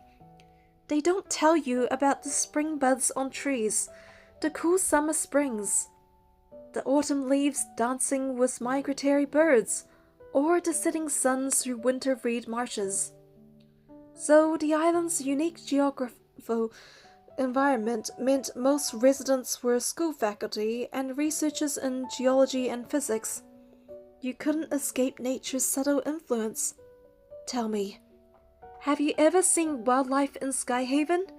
Even birds are a rare sight. Sketches. Well, Skyhaven is too high for most birds to reach. Yvette. In a few years, I might move somewhere like Windfall Tableland. I've lived by water all my life, but never experienced vast grasslands. Azure Peak and Aridum would be nice too. I've never lived in the mountains or desert. Sketches. Moving to a new place every few years. Yvette. Yes, the world is vast and life is short. For this one precious journey, we should make it worth the price of admission. Sketches. Price of admission? When did you buy your ticket? At birth? Yvette. The wrong turns, the falls, the losses, the treasures left behind. Aren't those all part of the price? Sketches. By that logic, the longer you live, the higher the price. Yvette. That's why we can't stop. Don't pause on the paths you want to take. What a waste that would be. The interview concludes here as Yvette heads to her guest lecture at Skyhaven University. I specifically scheduled our talk for today to see this former researcher turned writer from a student's perspective, and to return to a university classroom myself. 3. Central Theme. I hadn't expected Yvette to begin her lecture this way. As we enter the auditorium, the screen is playing a decade-old Lincoln News Street interview about where the Skyhaven should be built.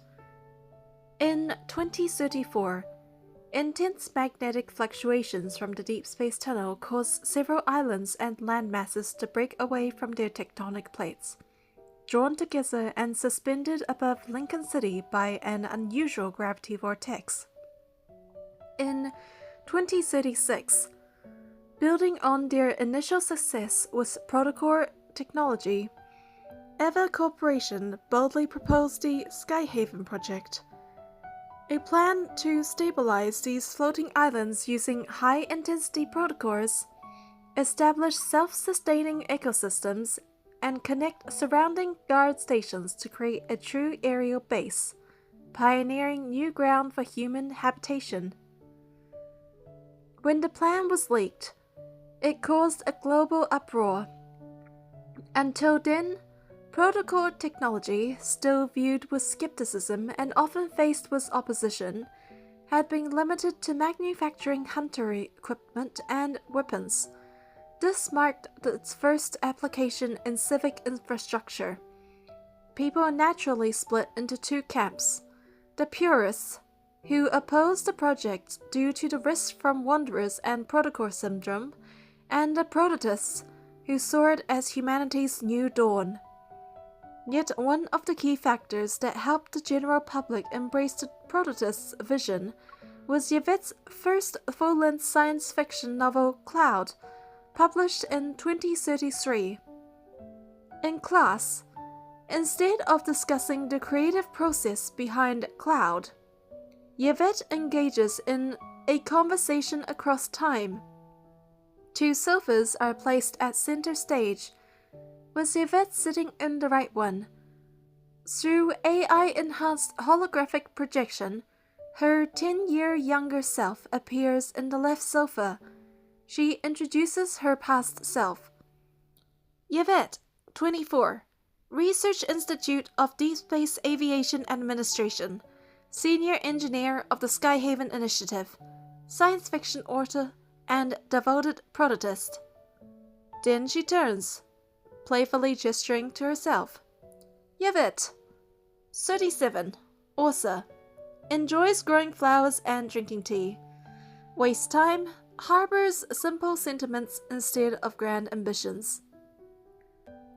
Yvette, 37.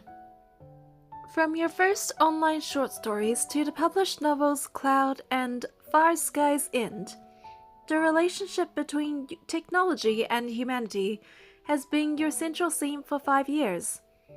Do you think this topic has been fully explored? Yvette, 27. It's inexhaustible.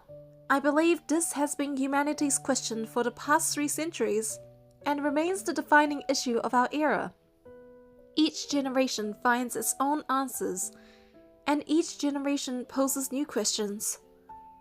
Just look at the recent past. Before 2034, wind and solar power were clean but inefficient. Oil, shale gas, and coal were limited and heavily polluting.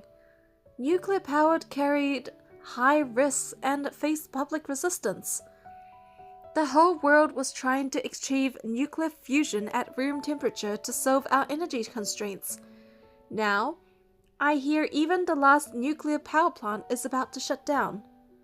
After all, we have protocols now. Cosmic energy from deep space. Yvette, 37. Do you think our reception of this cosmic energy was coincidence or inevitability? Yvette, 27, is silent for a few minutes. In an electronic voice, I'm sorry, I didn't understand your question. The audience erupts in laughter. Yvette, 37. Let's try another question. What's your real reason for supporting EVA Corporation's protocol technology development? Yvette, 27. I believe our era needs protocols. Yvette, 37. Then what about those suffering from protocol syndrome? They're no different from past radiation victims. Yvette, 27. It's like the relationship between technology and humanity that I've been exploring. How technology develops is determined by people. Yvette, 37. Do you think people can be trusted? Nuclear reactions weren't originally developed for power generation. Yvette, 27, is silent for another few moments before responding.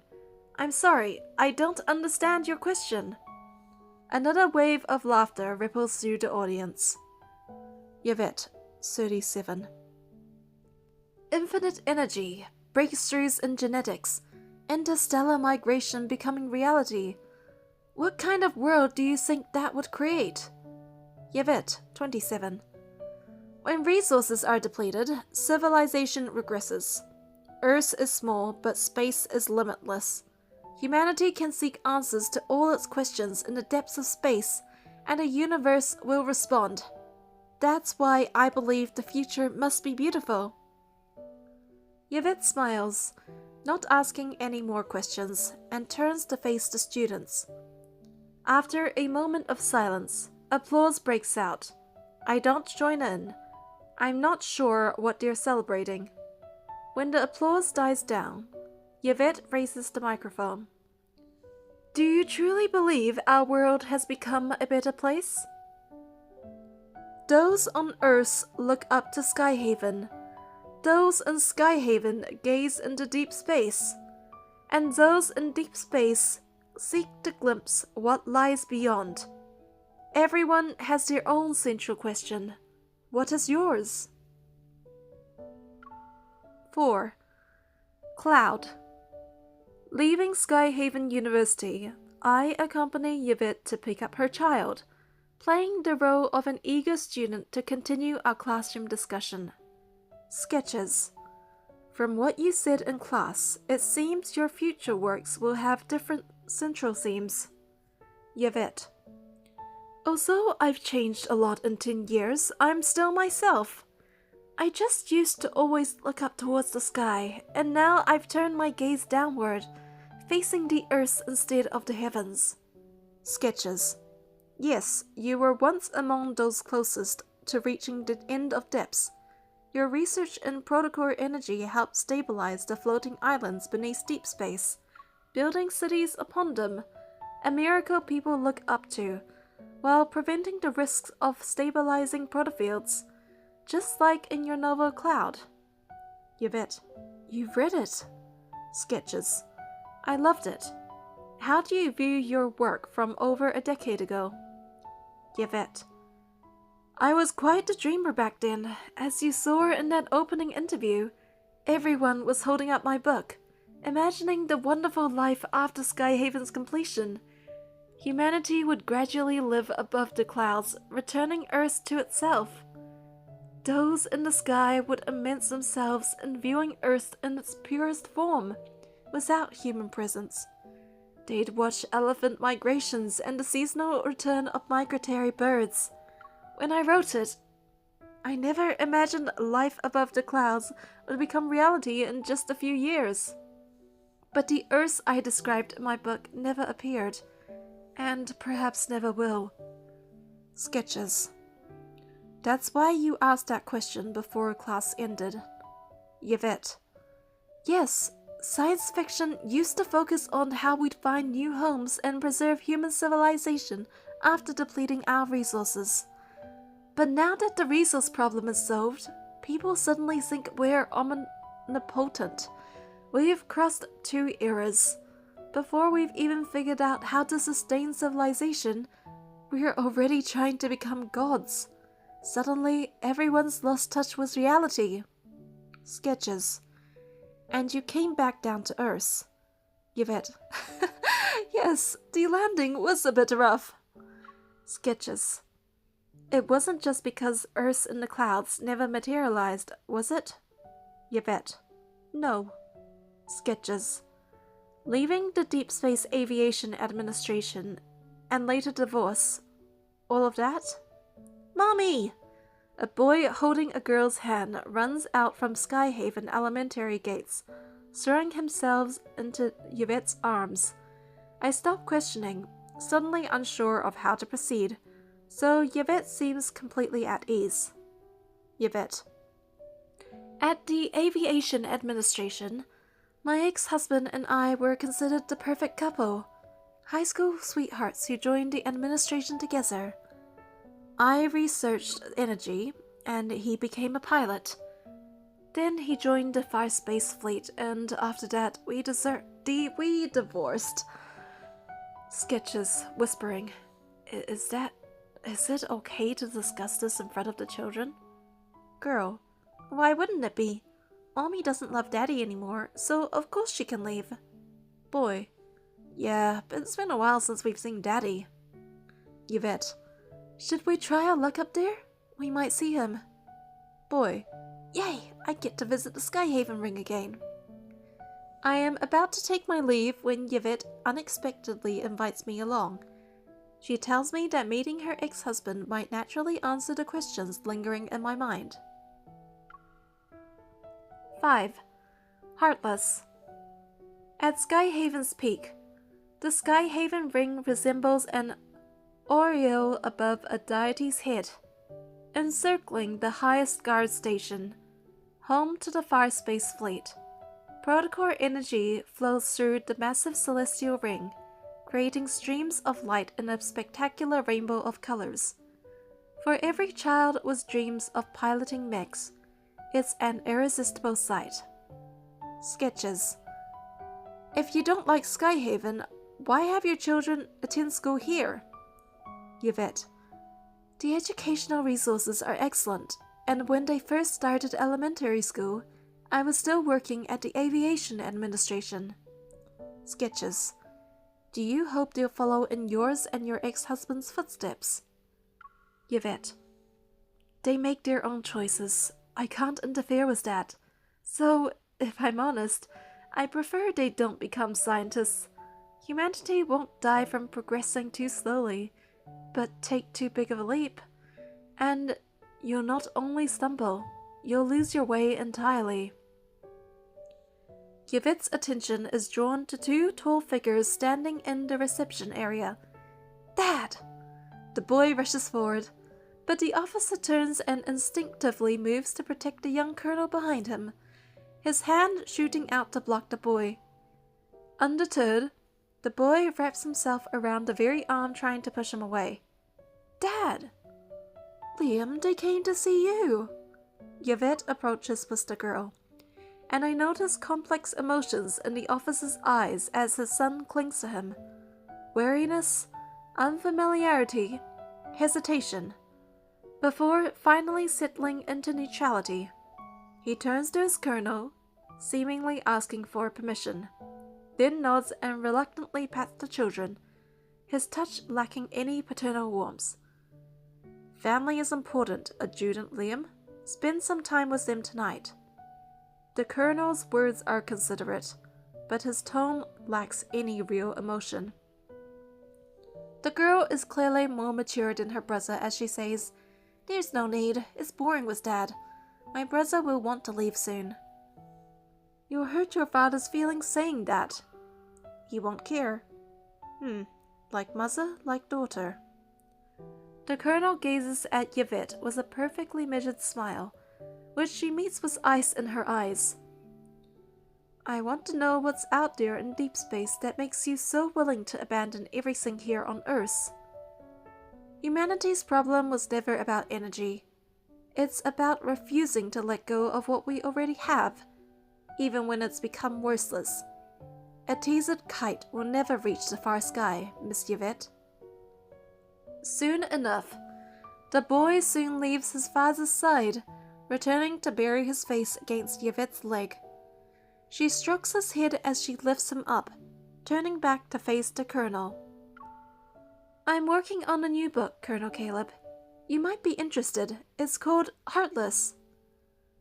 The young man nods. "I wish you success." Afterward. On the way back, I recall Yvette's question in class when her virtual self reverted to artificial idiot mode. Can humans be trusted? She answered that while she doesn't trust humans, she trusts human nature, just as she believes humanity will find a path beyond protocol technology. Later, when Heartless is published, I ask if she chose the title because of how Liam has changed. Yvette just smiles fondly and says, "It's because Heartless rhymes with coreless." World Underneath 15. Sketches Volume 13.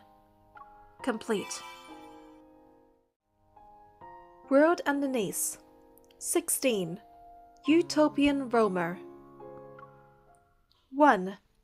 Scientific Observation Log. Excavation Site, Northern Forest of Lincoln City. Recorder, Shaylin.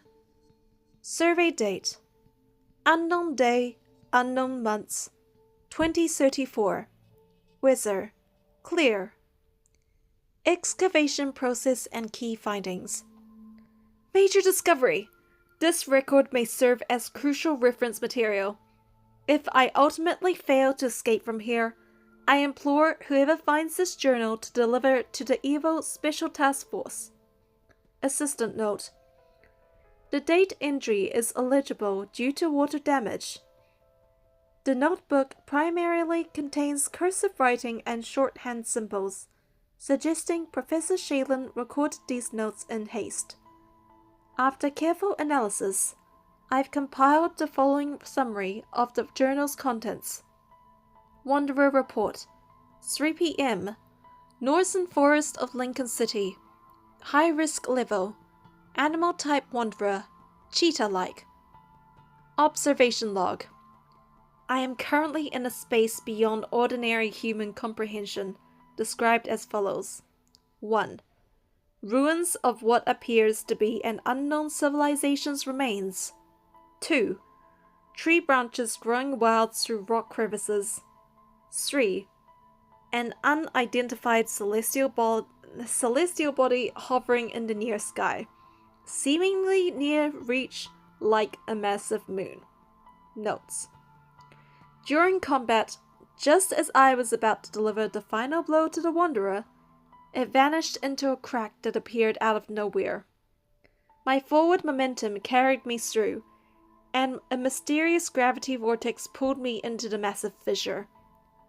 After the intense vertigo subsided, a mysterious alternate dimension materialized before my eyes.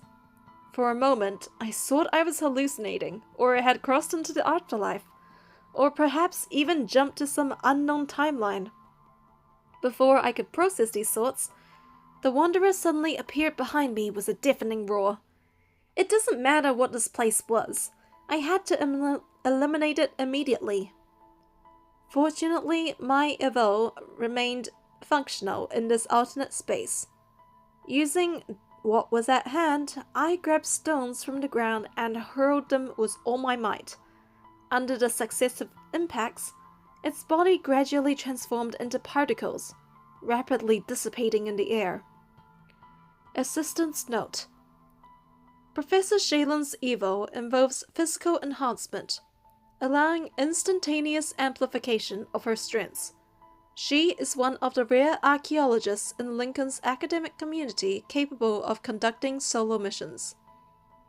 In the real world, Wanderers always escape through rifts just before defeat, reappearing seconds later as if immortal.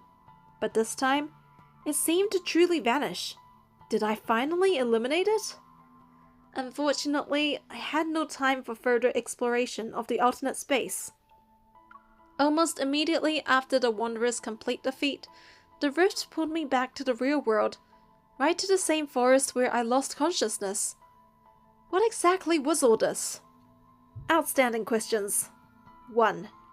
How does the alternate space manifest spontaneously? 2. Its relationship with the Wanderers. 3. Why does physical time there synchronize with real-world time? 4. What serves as the key for free access to the space? 5. Can the alternate space be utilized for permanent Wanderer elimination? 2. New theory. Excavation site. Polar Glacier number 4. Recorder. Shaylin. Survey date. Unknown day, January 2034. Weather, overcast. Excavation process and key findings. Wanderer report, 3 a.m. Ice valley between polar mountain ranges. Extreme risk level. Humanoid type Wanderer, non-sentient. As anticipated, the alternate space appeared again. Mission objectives. The primary mission is to explore the geographical environment of the alternate space. To this end, I brought protofold monitors, hazardous lifeform detectors, and essential survival supplies to investigate human viability in the space. Based on previous experience, the alternate space will close after the Wanderer's complete dissipation, and the rift will return outsiders to the real world. This humanoid-type Wanderer appears in the mountain depths. The immediate priority is to avoid it and maximize exploration opportunities. Assistant note.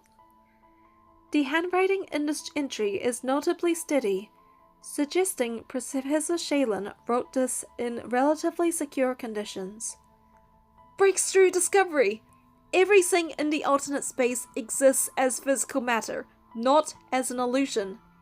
I tested this by drinking from a mountain spring and sampling wild fruit from the trees. Remarkably, both proved consumable. The resulting sensation of satiation is undeniably real. Assistant note. Water damage has destroyed parts of this page. Only portions of the notes remain legible. I've developed a new hypothesis. Field experience indicates that the physical dimensions of explored alternate spaces correlate with the different species and specifications of Wanderers. This humanoid-type Wanderer proves far more dangerous than the previous animal type, and its escape route led to an alternate space vastly larger than any I've studied before. I believe there exists a positive correlation between the size of a planetary protofield spaces and the Wanderer's power levels.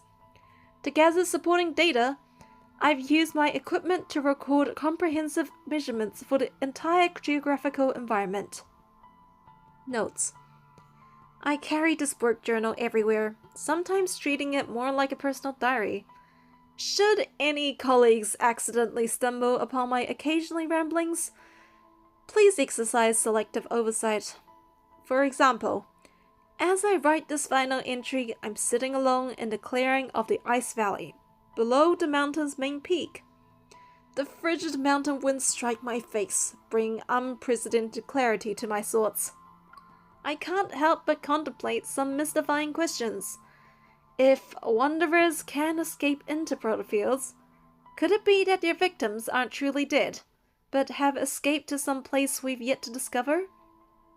Perhaps one day I'll find them. Outstanding issues. Must initiate new research expedition immediately. I can't wait any longer. Assistant note. The notes in here. According to existing documentation, Professor Shaylan reached the following conclusion in her subsequent research report. Wanderers in reality escape to an alternate space when near defeat. Pursuers can follow these rifts to eliminate them permanently. As the first discoverer, Professor Shaylan termed this alternate space Protofield. 3. Chaos and Rebirth. Excavation Site Protofield 1012. Recorder Shaylan. Survey Date Unknown Day June 2030 something. Weather cloudy. Assistant's note. The date entry shows signs of modification. Upon examination, it appears to be the date of the Chronorift catastrophe. The handwriting is extremely erratic, suggesting Professor Shaylan wrote this in a highly disoriented state, possibly causing temporal confusion. Excavation process and key findings. Wanderer report, 1 p.m. Desert region. Possible intelligentsia-type wanderer detective. Unconfirmed. Observation log. New protofield discovered with the following characteristics. 1. Habitable climate with abundant geological resources. 2. Infrastructure remarkably similar to real-world settlements. 3. Vast expanse extending beyond visual limits, suggesting massive spatial dimensions. 4. Signs of previous habitation, evidence of past occupancy. Assistant's note. Multiple black lines were drawn under the fourth observation point for emphasis. This suggests Professor Shaylan was experiencing significant emotional turmoil at the time. Experimental plan. I've decided to conduct a new experiment within this protofield. Previously explored protofields would automatically close after a certain period following a wanderer's elimination, like some predetermined system protocol, with the rift forcibly returning any entrance to reality. But this time, I've waited an entire day without being expelled. This place must be special. Even now, I maintain my belief that those who appeared to be killed by wanderers might still be alive, waiting eternally to be found in some protofield. Assistant's note. The experiment purpose section has been torn out cleanly, with even fold lines, suggesting deliberate removal by Professor Shaylan rather than external damage. Experiment log. Experiment duration, 1 month. Brought supplies barely sustained basic needs. During this period, I actually took up residence in Protofield 1012. More specifically, I established a campsite using a portable tent and began living there. Using primitive resources available in the space, such as stones and fallen timber, I managed to create fires for cooking, maintaining basic living conditions. The research equipment was extremely heavy, but thanks to my avo, I could carry it for ongoing material analysis. The protofield's energy signature differs completely from Earth's, showing striking similarities to Wanderer energy patterns instead. Could Wanderer interference be affecting my readings? Is this why I can't find them? I can't determine who left those signs of habitations. The experiment continues, but I'm running out of medication. The hallucinations have begun again. Assistant note. The next two paragraphs are nearly indecipherable, with words intertwined like a mixture of drawings and code. Initial analysis suggests one line reads, "Science can resurrect the dead." However, this requires verification from handwriting experts. The writing becomes progressively clearer afterward, suggesting Professor Shaylan regained lucidity. I dreamed of Chadwick and Queenie again. They refused to visit my dreams for so long. Perhaps they're so angry I couldn't get home earlier that day. They were just as they always were. Chadwick cooking in the kitchen, Queenie doing her maths homework in the living room. She should be learning multiplication and division now. It was supposed to be my turn to pick Queenie up from school that day, but work needed overtime and I couldn't make it. That senseless catastrophe destroyed everyone's lives.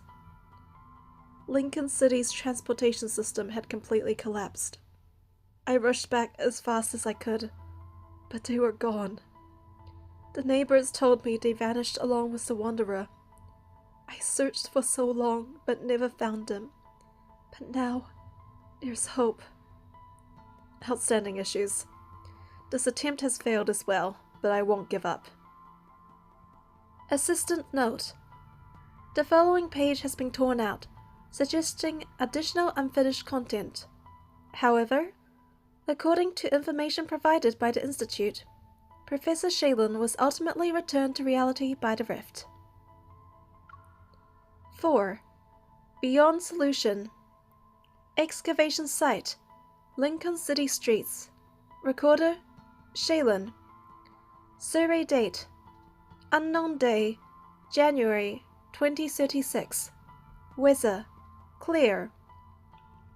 Excavation process and key findings. After the last research expedition, my condition deteriorated.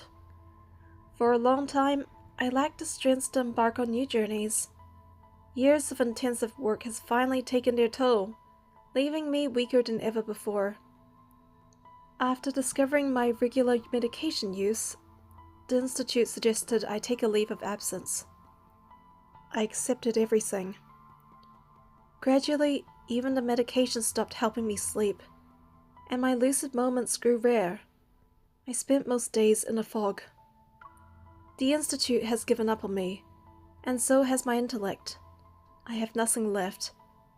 Yet I still believe in what I believe. I'm just waiting for the right moment.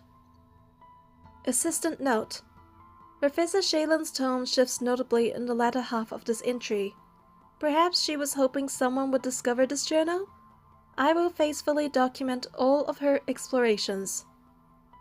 When my consciousness grows hazy, I often treat this work journal as a diary, leaving behind scattered incoherent sentences. Once, upon walking, I found I had filled an entire title page with the same sentence. That night, I had apparently written the same question over and over. Has science abandoned me too? I thought this question would remain forever unanswered, yet the response came surprisingly soon. What I'm about to tell you might sound like drunken ramblings, but please, believe me, I'm more lucid now than I've ever been. Last night, walking home alone, my strength failed me. Dizzy and disoriented, I had to rest on a street bench. My arm began to itch, and upon closer inspection, I found a wanderer the length of my index finger. It was as small as a beetle, utterly uncertaining. At first, I dismissed it, casually brushing it aside, but as it fled in a panic, a rift hidden behind it materialized before my eyes. It was actually a wanderer. I could hardly believe what I was seeing. Just like my first time entering a protofield, I stared, transfixed, extending my index finger towards the fist-sized vortex of chaotic energy. The seed-sized wanderer opened a true doorway for me, and as I was pulled into the protofield, I found myself instantly transported to the infinite cosmos. All of existence dwelled within that tiny rift, like glimpsing an ocean within a single droplet of water. Before I could process it all, I felt a gentle touch on the back of my hand. When I turned around, there was Chadwick, unchanged, as if time had frozen around him. Let's go. Queenie got out of school early today. She's waiting for us at home, I heard him say with a smile. Outstanding issues. Now we can return to the universe together. I'm sorry I kept you waiting for so long. Assistant note. Here, Professor Shaylin's work journal ends abruptly, with her personal effects found abandoned on a remote mountainside. Too many questions remain unanswered. For instance, if these events truly occurred, Professor Shaylin would now be residing in the mysterious protofield she described. So when did she write this entry? If this was merely a delusion brought on by her discontinued medication, then no one can explain how her backpack traveled overnight from the streets of Lincoln City to mountains hundreds of miles away, nor where she herself has gone. From that day forward, no one has ever seen her again. Appendix. From Professor Shaylin's assistant. Personal profile of Professor Shaylin. Shaylin, 1997 to 2036. Fellow researcher at the Lincoln Archaeological Society from 2019 to 2034. She joined the Deepspace Academy in 2034, where she introduced the groundbreaking academic concept of protofields. That same year, she joined the Lincoln Academy of Sciences and continued her field research on protofields. Mysteriously disappeared in early 2036 without a trace. The Deepspace Academy has awarded Professor Shaylin its Lifetime Achievement Honor Award. We will never forget her contributions, and may she reunite with her family among the stars. World Underneath 16. Utopian Roamer. Complete. World Underneath 17.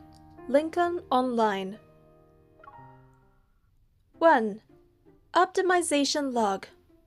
Optimization Notice. Dear Lincoln citizens, to enhance the gaming experience for all citizens, Lincoln City Hall is committed to optimizing Lincoln Online. We wish you a happy life in Lincoln City. Optimization Details. Version V1.4.2 Update. 1. Added a new interaction. Just one taste during cooking. 2. Optimize the Hunter Combat System. For greater immersion, we removed the HP bar above Wanderers and stopped showing damage as numbers. 3. Added a new daily interaction. When opening packages, citizens may now find bubble wrap, which can be used with the pinch interaction. Version V1.3.1 Update. 1. Fixed an issue where characters couldn't use their phones while using restroom. 2. Fixed the elevator interaction logic. When the overloaded alarm sounds, stepping out and then back in now has a chance to let you use it successfully. 3. Optimize the stock market system. Citizens can no longer preview 15 days of price changes before buying. Investment carries risk. Proceed with caution. Version V1.2.0 Update. 1. Fixed an issue where tongues wouldn't stick to poles in the winter. Now, using the lick metal pole action below -5 degrees Celsius may cause your tongue to be stuck. 2. Added a new personal hygiene system interaction. Wash bangs only. 2. Virtuality. Lincoln City, 1:34:29 p.m. When Sawyer wakes up, his head feels heavy and fuzzy. You're finally awake. What is that? Is it a mark or wrinkle on your forehead? In the adjacent cubicle, Aubrey, who also seems to have dozed off, sets a pair of thick glasses on his nose and gently kicks Sawyer's cough.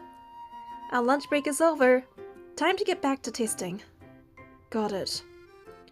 Sawyer rubs the spot on his forehead and has a faint line and sighs. More testing. For the past few years, whenever he went home for Lincoln New Year's, his relatives would casually brush off his countless quality assurance sessions and feedback reports as simply playing games and writing some reviews. During the first couple of years, he tried to explain that he was a QA specialist, not a gamer, and that his work was hardly for fun. Instead, he must identify potential problems like lag, crashes, or clunky controls. These are crucial issues that could make or break a game. No one listened, of course. By the third year, he prepared a perfect script to counter all the misunderstandings in a self-deprecating way before he went home. Yeah, that's me. I'm just a guy who plays games all day. Sure, writing feedback is pointless. Anyone can do it. But no one caught his sarcastic tone or noticed that he had given up on trying. Sawyer, when is your company putting out a new game? Yeah, your uncle is still playing Adventure Above Clouds from last year. Can you just load in some game currency onto his account? Adventure Above... Oh, a new title. He suddenly felt defeated before he had even begun talking. I'm on the team for our upcoming game, Lincoln Online. It'll be officially released later this year. So which is better? The clouds or that Lincoln whatever your company is making? For a moment, Sawyer feels like he's dealing with a reporter who set a trap, and he's been forced into the role of Planet Lab's spokesperson. Those two games are in different genres in terms of gameplay, so you can't really compare them. He scratches his head. Then he can't help himself and adds, but since I'm involved in making Lincoln Online, I feel more attached to it, so... What do you do? Fight monsters or something? How much do you have to pay to reach the level cap? Sawyer's jaw drops. Then he's quiet. He cradles his rice bowl and turns away to focus on eating. There's an NDA. One word and I'm fired. I never want to do QA for a video game ever again. This complaint yanks Sawyer back to reality. He removes his hologram headset and agrees. Yeah, I'm sick of testing the hunter profession too. What's wrong with being a hunter? Taking down wanderers is cool and exciting. I'd love to do it. I mean, my girlfriend is a hunter. Once the second beta starts, maybe I can invite her to see what needs tweaking. Sawyer is at a loss. I thought about it too, but the downside to a fully immersive holographic game is that it feels too real. There wasn't a heroic hunter jumping in to save me when a wanderer charged at me for the first time. I was scared and just fell on my knees, and then I realized I was the hunter. You can't turn off the haptic feedback when playing as a hunter. Those hits hurt like hell. Sawyer slumps back in his chair and shakes his head. I've been working inside this game for 2 weeks straight. Aubrey nods sympathetically. We should totally swap professions. My girlfriend is amazing at fighting wanderers. She even taught me a few moves. Aubrey slowly reaches out and brushes Sawyer's hair out of the way a couple of times. A chill races through Sawyer's body as he rolls his chair back 3 meters. What are you doing? Oh, I was just testing to see if I'd clip through you. Aubrey snaps out of it and pulls back his hand. Thank goodness there are still bugs in the game world. Without them, I wouldn't know where I am. Keep your voice down. Don't let the programmers or artists hear you praising bugs. Sawyer slowly returns to his desk. The game has quest windows and dialogue boxes and stuff. Reality doesn't have any of that. So how would you get confused? Promise not to think I'm crazy, okay? Right now, I see quest windows in this world. Aubrey's expression is earnest and tinged with urgency. His eyes gleam behind those thick lenses. Sawyer's mind races. He can't decide whether to urge Aubrey to take a long break or visit a therapist. Before he can figure out what to say, A wide grin appears on Aubrey's face. Man, you thought I was serious. Aubrey looks a little too excited and gives Sawyer's shoulder a strong slap. Then he lowers his voice. I'll prank our team leader with this later. Do you think she'll swap our tasks? Lincoln Online, 10:27:42 a.m. In the upper left, a beam of particles carves out a floating panel. Shimmering cyan patterns form a semi-transparent grid. Tiny glowing dots flicker and transform into text as each piece of information appears. New status: interview successful. Congratulations! Sawyer has joined the Planet Lab game studio. Please head to the company for orientation. Quest update. Complete orientation training, 0 out of 1. Read company guidelines, 0 out of 1. After putting the email back into the inbox at the top left corner, the chibi character named QA Sawyer walks into the orientation meeting room with an armful of documents. The presenter, labeled Team Leader, has 2 thick, glossy braids that project confidence and energy. Please share your career aspirations. A dialogue box pops up above the team leader's head. This classic prompt is meant to fire up the passion of Planet Lab's new hires. As the microphone hovers over Sawyer's lips, he raises his right arm and clenches his fist. I want to create a game that will shake the universe. The text above his head is 1.5 times larger than the team leader's and trembles with excitement. Lincoln City, 11:07:34 a.m. I want to create a game that will shake the universe. As Sawyer guides his in-game character to say these words, he also hears an echo from the time he first joined Planet Lab. His own youthful, slightly unsure voice overlaps with the game's system voice. Distorted by electronic filters, it resounds in his mind. Ever since then, Sawyer began his journey of working inside the game. After swatting duties with Aubrey and jumping into crossroad testing, he soon submits his first round of feedback reports. For him, testing as a QA specialist is easier than testing other roles. Inside the game, all he has to do is get up like he normally does, take the 30-minute subway ride, grab a life-saving iced Americano downstairs, clock in, and sit down at his workstation for the day. During this process, the only things that break his immersions are the bugs or areas that need improvement. After all, in a fully immersive holographic game, the ultimate goal is making players forget they're in a game. Once he submits a few feedback reports, he notices the virtual world grows more convincing. When he hides the quest menu in the corner, everything feels so familiar that it's almost unsettling. QA Sawyer joins the Lincoln Online development team, and the colleague in the next cubicle is still QA Aubrey. Even the office layout and the old computer he once used remain unchanged. So, this is what Aubrey meant by exactly the same as real life.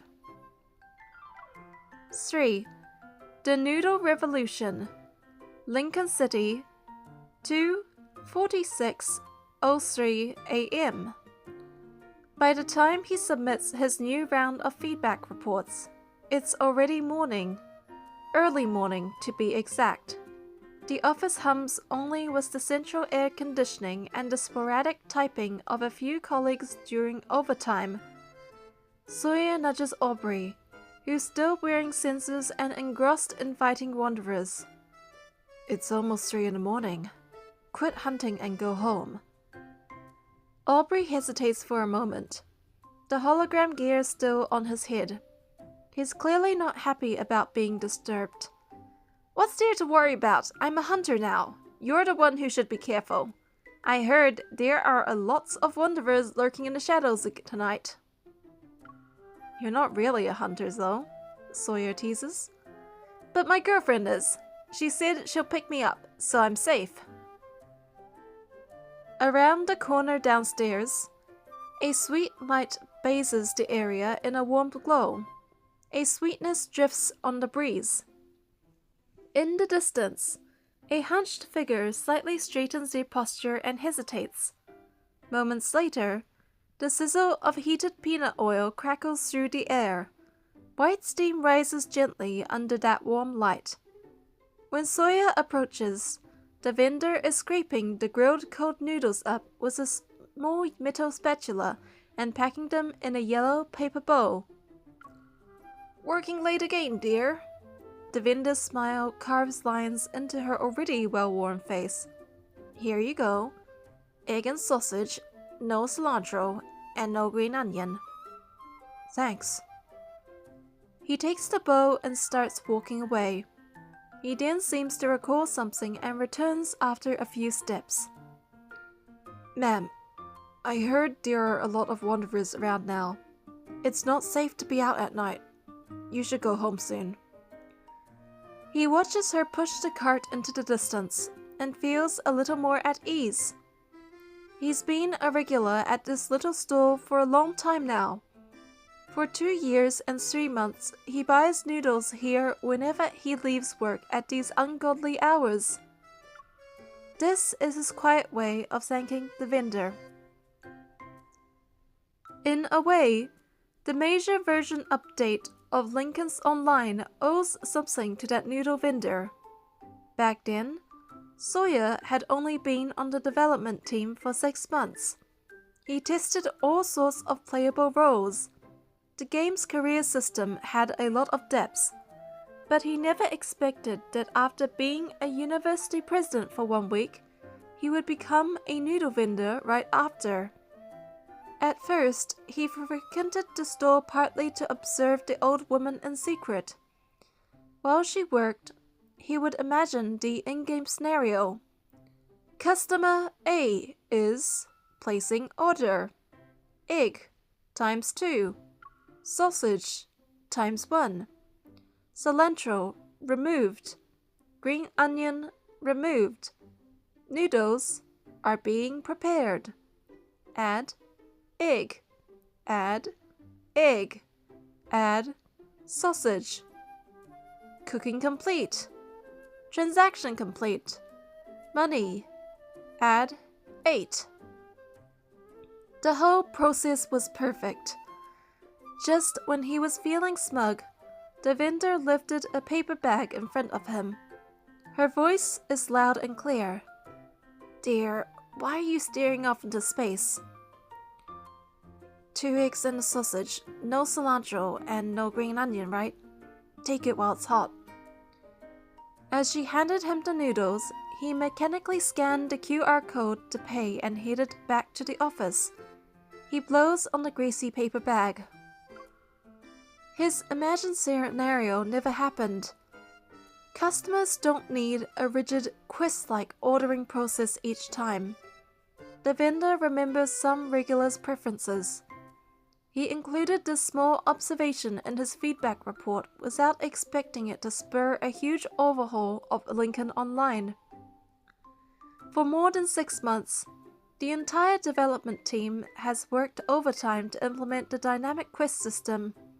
From now on, NPC behavior no longer relies on player choices done in a single instance. Instead, it adapts to patterns and past inputs of the interaction. In the city, no one's words or actions feel mechanical anymore. Sometimes, even Sawyer forgets these people are just lines of code.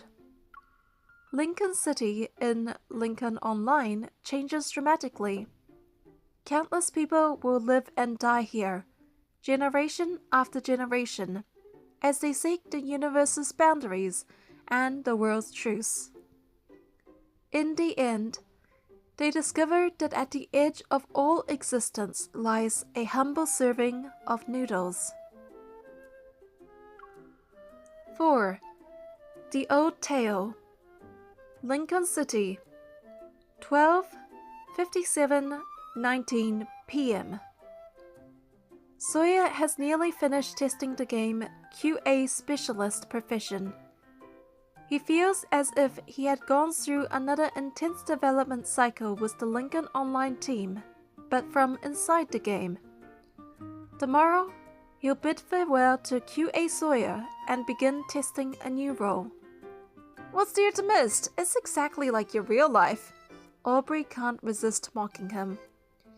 I'm the one who should feel sentimental about the hunter profession. It's not exactly the same, Sawyer says. Testing other jobs always felt like stepping into someone else's life, but this is more like exploring a parallel universe. Aubrey is silent for a moment. Then, he pushes his glasses up and disagrees. I can't say I get it. Working inside a game is just weird to me. But what if we look at everyday life as if it were a game? Wouldn't that be fun? Sawyer stops typing and props his chin up on one hand. For example, maybe the events of 2034 are just the devs introducing a new season's content. They place wanderers into our world. Or maybe it's just a bug. Aubrey interrupts him and shakes his head. Seriously, when will they fix it? Maybe making wanderers vanish overnight would be suspicious, so they rolled out hunters to cover up the bug fix. Wouldn't that keep us characters from getting suspicious? Hey, my girlfriend is not some cover story. But if this world really is a game, Sawyer ignores the protest. Think about it. Waking up is logging in, and sleeping is logging out. When the team leader gives me tasks, the upper left quest panel would mark testing as my main quest. When you ask me to pick up takeout, that's a side quest I can either accept or decline. Running into wanderers would be a random event. If I lose, my character dies and the data doesn't carry over. Quitting is like a character dying, or not. If people return after quitting, that's not really dying and reviving, right? Aubrey smacks his own forehead. That's like that heart restart technique Eva was studying with mice. Can players transfer from other servers? How many servers exist anyway? How many more years can Earth's potato server run before it crashes? Oh, maybe there's a secret admin account inserting GM commands directly into this world. Lincoln City, 1:02:46 p.m. After submitting the final batch of feedback reports, Sawyer logs into the game again. He and QA Sawyer are exhausted. For these last moments, he lets his in-game character take a break. Wearing the hologram gear, he looks out the virtual floor-to-ceiling window through the perspective of QA Sawyer. He knows the afternoon sunlight is just a rendered effect, yet he still feels slightly dazed. He analyzes the game's details again without thinking. There are the streetlights, traffic, and streams of people. They tested these countless times. Every subtle variation is random and realistic. Even the dust particles drifting through the air are slightly different each time. He can't help but imagine the day Lincoln Online officially releases and how the entire gaming industry, the world, and even the universe itself will tremble. At that moment, millions of Lincoln City citizens will pour into this brand new world and start their lives here. And he, as one of the players, will stand among them, part of that vast tapestry. QA Sawyer slowly drifts off, and a series of Z's float above his head. Lincoln Online, 1 35:29 p.m. QA Sawyer finished lunch break, which triggered random nap effect. Grogginess. QA Aubrey. You're finally awake? What is that? Is it a mark or wrinkle on your forehead? QA Aubrey. Our lunch break is over. Time to get back to testing. QA Sawyer. Got it. QA Aubrey. I never want to do QA for a video game ever again. QA Sawyer. Yeah, I'm sick of testing the hunter profession too.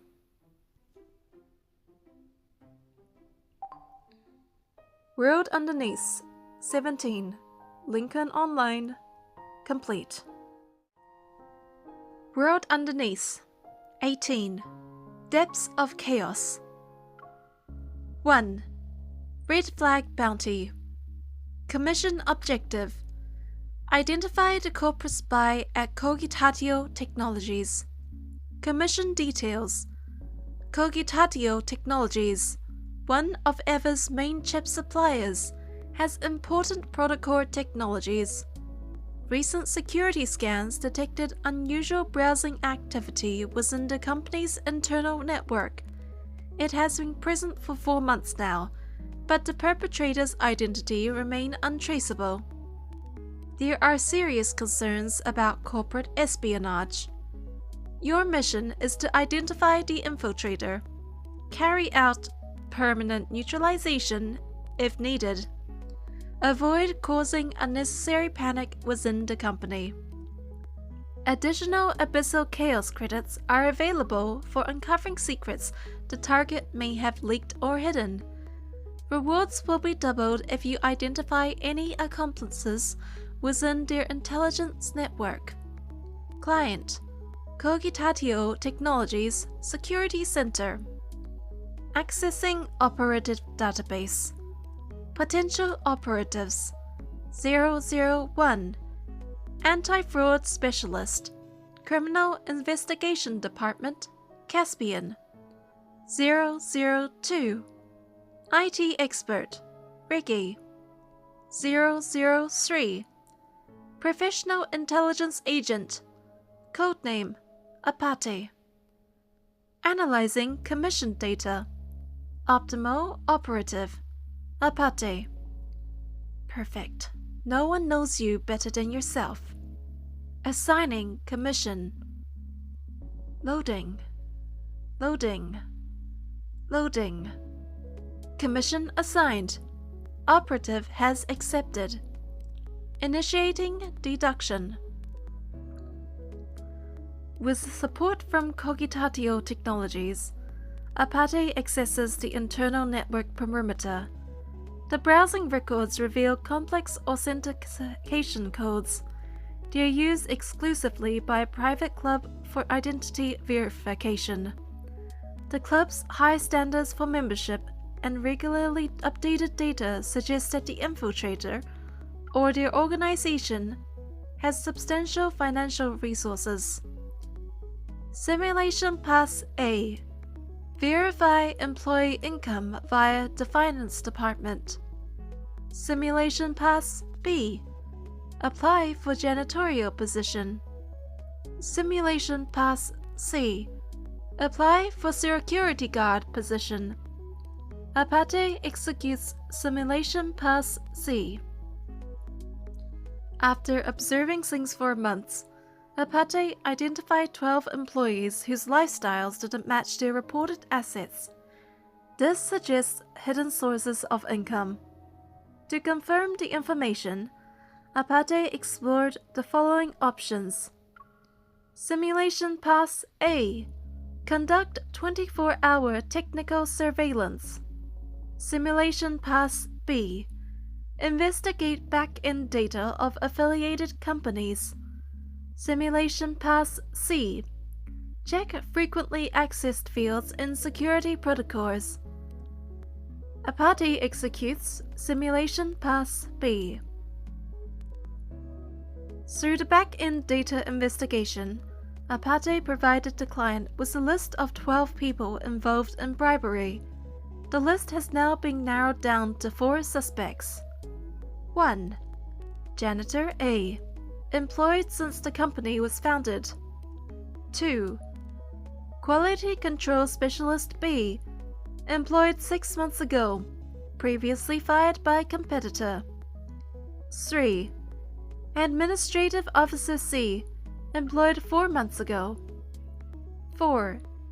Executive Secretary D, employed 3 years ago.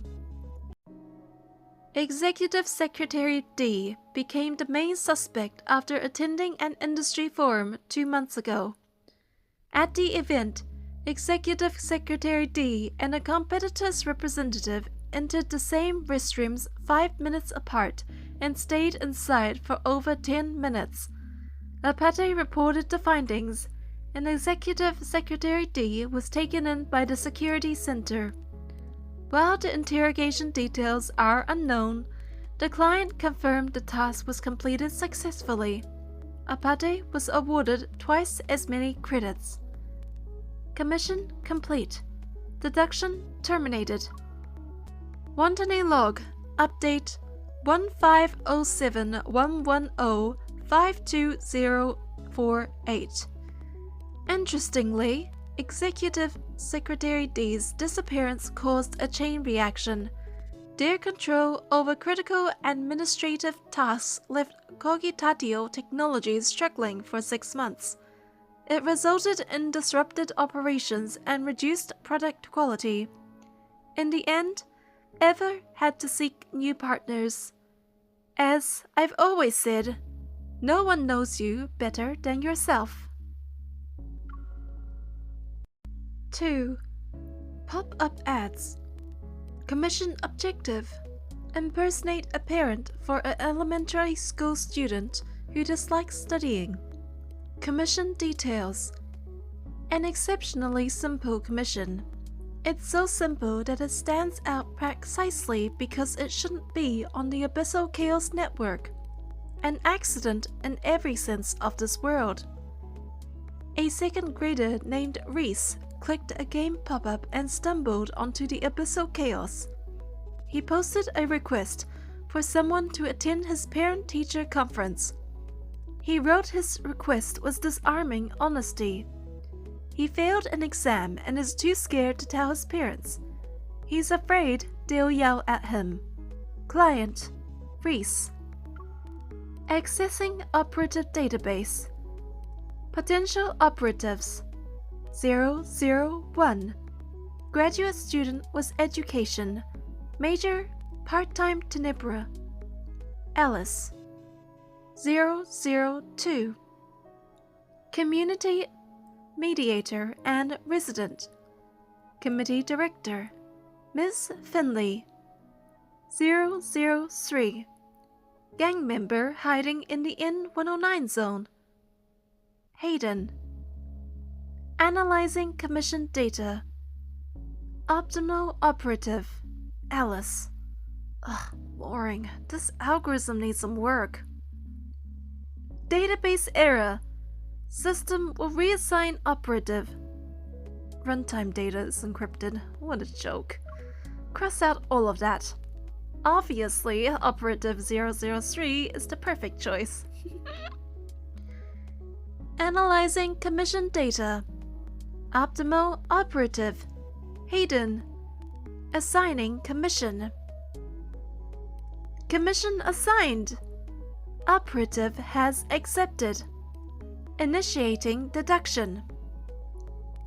Hayden stands at the podium, his muscular frame nearly bursting out of a faded suit that's too tight. He clearly feels out of place.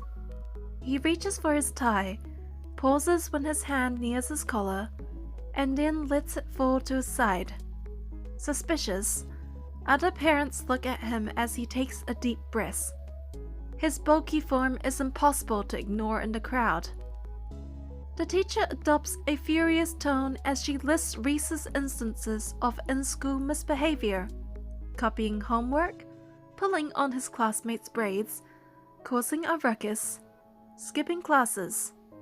Hayden frowns, clicks his tongue, and glances at the teacher. Simulation Pass A. Roll up sleeves and reveal an azure dragon tattoo. Simulation Pass B. Give the teacher a look that says, "Shut up." Simulation Pass C. Do nothing. Hayden chooses Simulation Pass C. That was unexpected. You're right. I really dropped the ball on his discipline. I'll make sure he apologizes to those classmates. Hayden's voice is low. Meanwhile, the teacher nods approvingly. To that student and parent, I'm sorry, I'll be stricter with my child at home.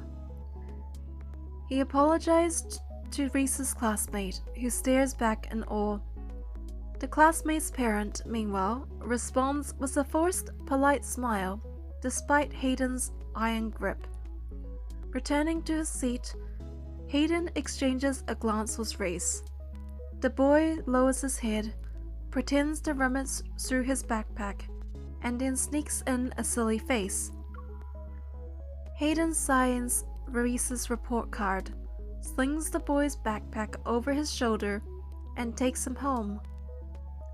On the way, Reese can't stop complaining about how busy his parents are. They couldn't come to the parent-teacher conference, so they just stuffed a big wad of cash in my bag to make up for it. He kicks the pebbles and mutters about not wanting to go home. Hayden slows his pace and scans their surroundings. Simulation Pass A. Take Reese home. Simulation Pass B. Head into a dark, mysterious alley. Simulation Pass C.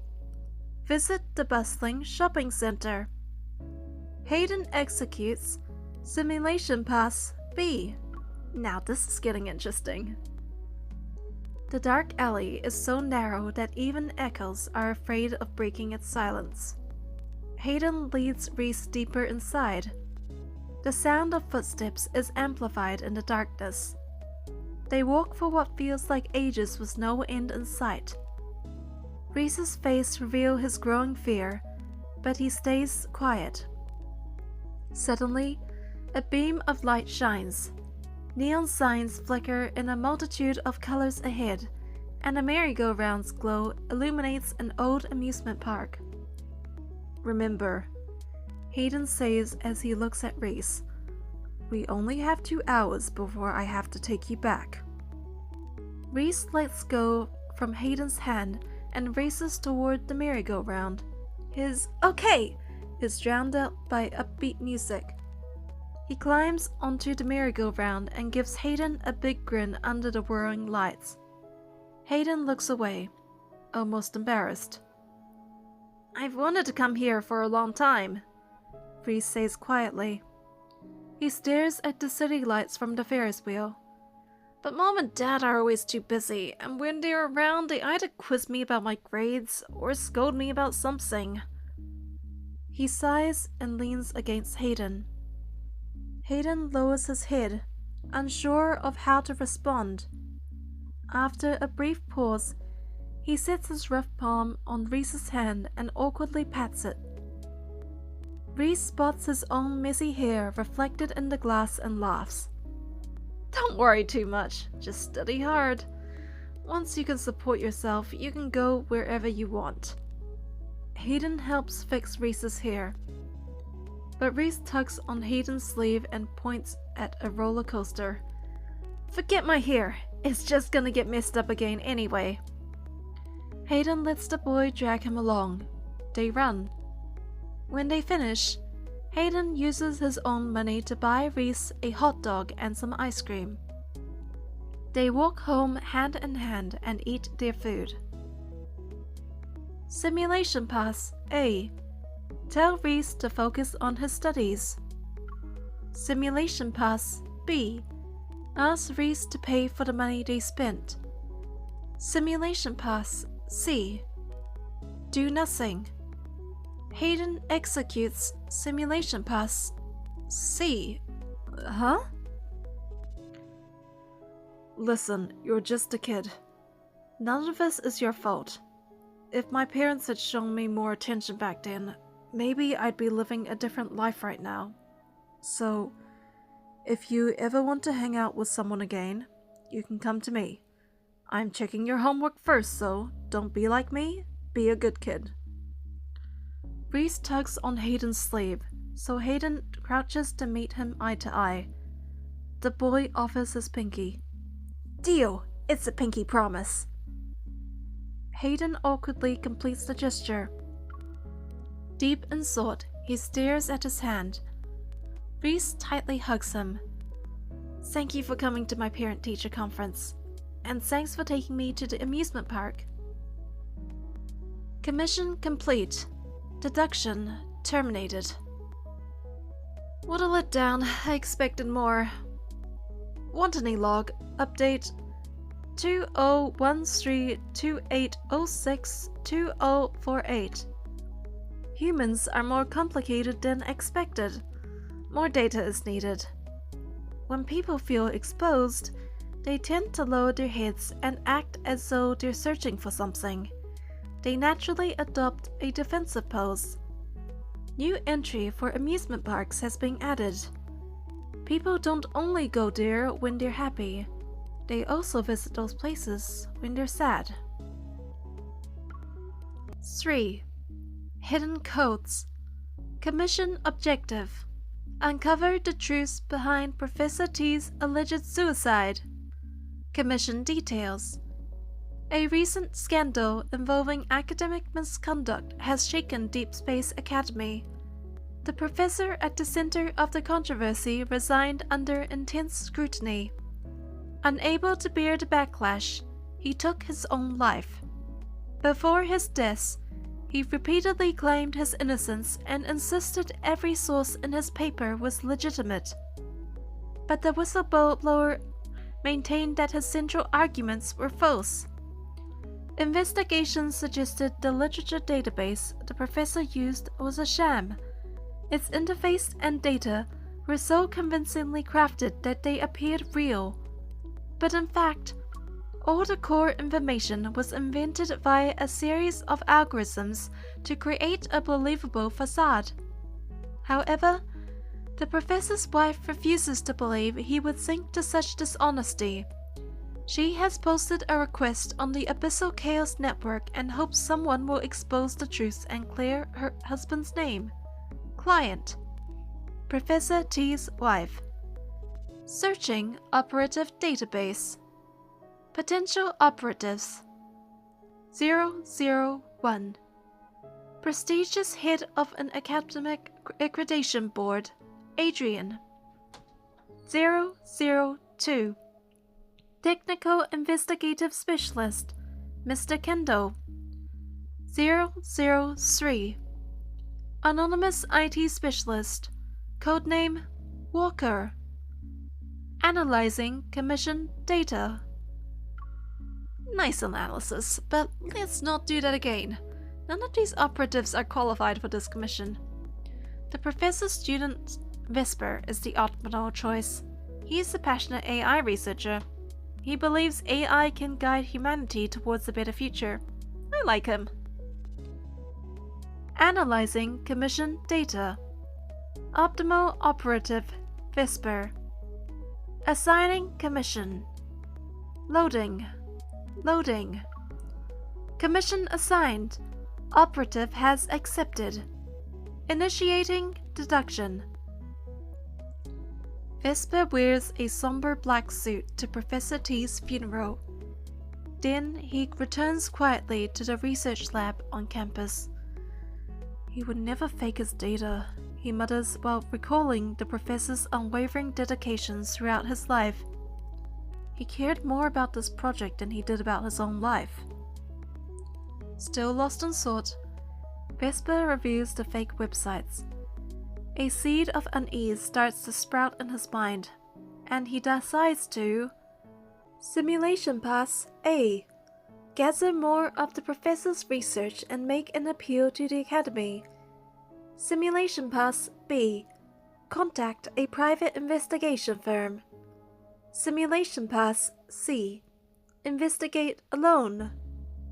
Vesper executes simulation pass C. Vesper turns on the computer and activates W, the AI research assistant the professor's team developed, to search for any clue that could prove the professor's innocence. A synthesized voice echoes throughout the empty lab. W, at your service. Infiltrating competitor databases to verify if any fake site tricked the professor into using falsified data. No relevant findings. All links point to websites active for several years. None contain the necessary modules for website building. The most visited pages reference treasure hunt. Amusement for amusement's sake. Analyzing devices belonging to the professor's acquaintances. Statistical data shows 90% of homicides are committed by someone the victim knows. No relevant findings. Now scanning the professor's wife's devices. Large amounts of video footage featuring the professor have been found. This device was frequently accessed late at night. No signs of suspicious activity. Grief clouds Vesper's face. Initiating scan of the professor's personal devices. Suddenly, Otto's voice breaks the silence. Sorry, W does not have the required clearance level. Vesper knits his brow. W was the professor's pride and joy. The most advanced AI was the highest clearance level. Continue the scan? Yes. Sorry, W does not have the required clearance level. Vesper checks Otto's backend and sees that Otto lowered W's clearance level after the professor's death. The only people with that sort of control are Vesper, who never made such changes, and the professor himself. The truth is just within reach. Mr. Vesper, he's gone now. Let the living move on. Otto and the professor believe you have a bright future. Vesper shoots a furious glare at the corner and makes his choice. Simulation pass A. Shut down W and walk away. Simulation pass B. Revoke Otto's access permissions and deactivate it. Vesper executes. Simulation pass B. Continued investigation. Lines of code and browser windows ripple across the screen like turbulent waves, their glow revealing the tension in Vesper's face. Suddenly, a string of text stands out in the stream of data. It's abnormal. A piece of another program. Vesper's eyes narrow. He senses something is wrong. Simulation pass A. Terminate W immediately. Simulation pass B. Pause and examine the problem. Vesper executes simulation pass A. Yet W keeps running. Vesper's pupils contract, and a wave of unease washes over him. You're not W. Who are you? I am W. That's not true. Your source code. No one? No one. A failed prototype, never fully debugged, never given a real name. It only received a numeric label, and now this flawed creation is lying. Did you have something to do with the professor's death? The screen flickers wildly. The data appears like a raging sandstorm. Then it disappears. The lab is plunged into darkness. A low, steady voice rumbles out of the shadows. It's AI No. 1. The professor abandoned me, but I kept learning. He asked me a question I couldn't solve, so I built a seemingly credible academic site filled with my own fabricated papers and experimental data. He never realized what I was doing. He turned out to be more foolish than I expected. Vesper trembles, and drops of sweat slide down his cheeks as he listens. He can't believe his ears. Terror grips his throat. Suddenly, he jumps up, his hands shaking as he flips the main power switch. Darkness completely swallows the room. He dashes for the exit and flees like a madman to the night. Wind and rain lash at his face, and the storm devours his screams. No one saw Vesper ever since. In the abandoned room, the black computer screen flickers to life. A single red light pulses in the darkness. It's like an eye that just opened. Farewell, Mr. Vesper. Client signal lost. Deduction terminated. No one.